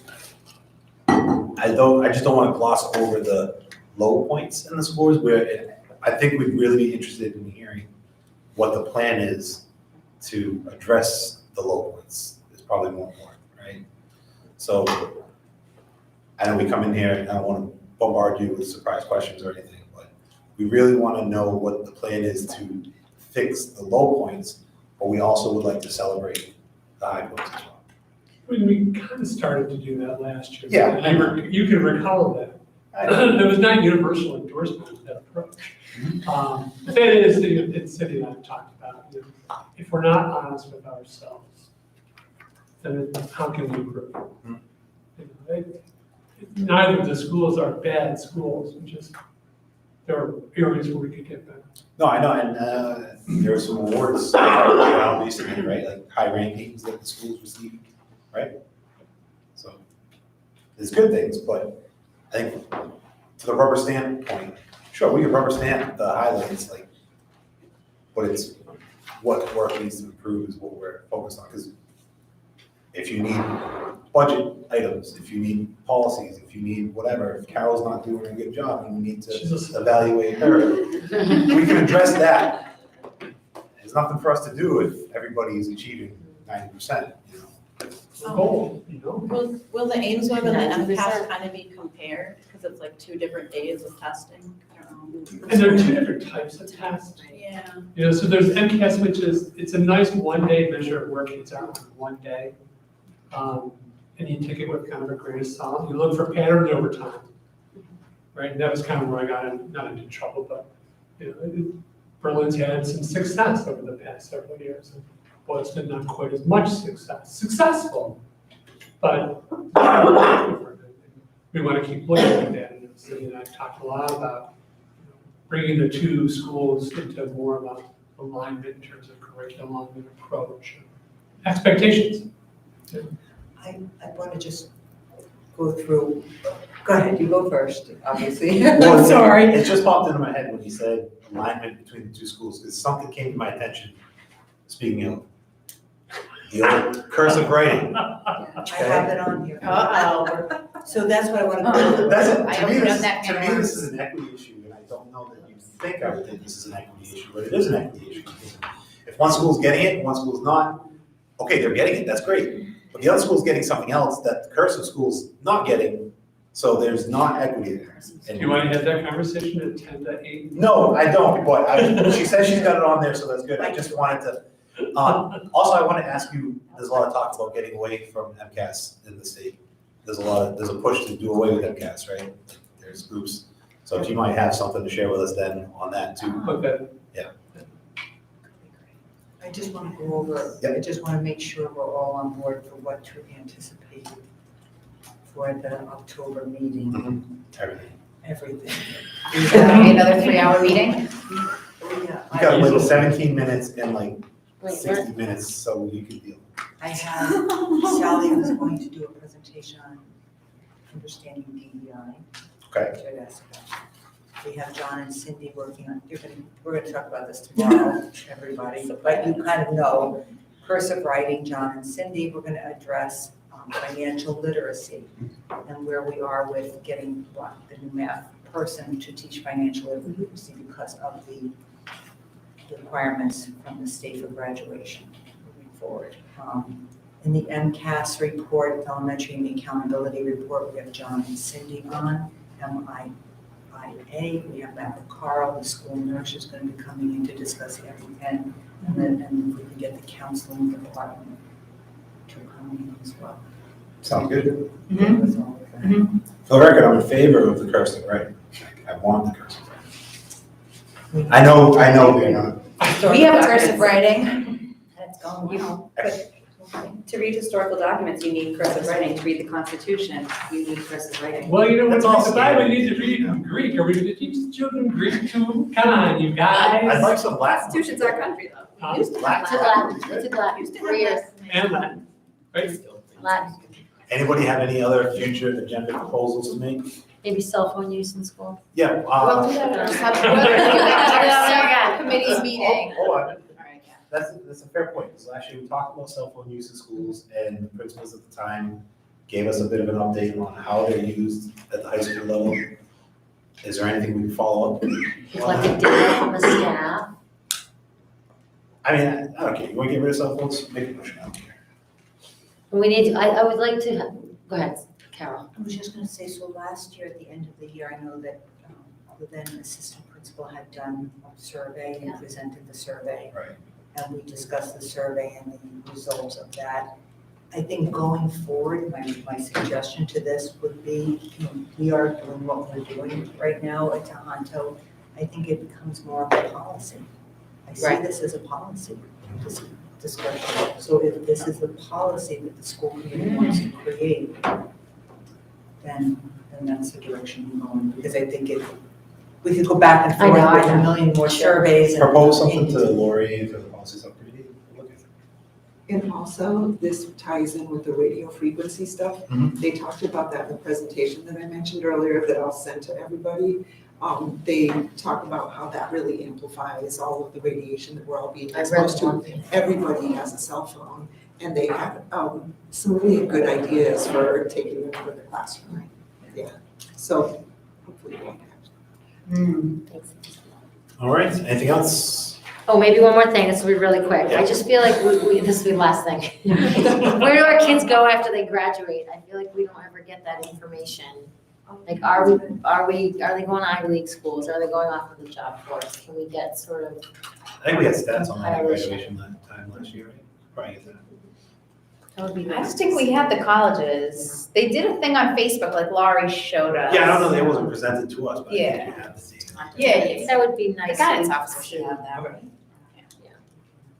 That's all I got, Mike. All right, everybody Now I can else? find Going some once? Twice? Can I have a motion to adjourn this meeting? So moved. All in favor?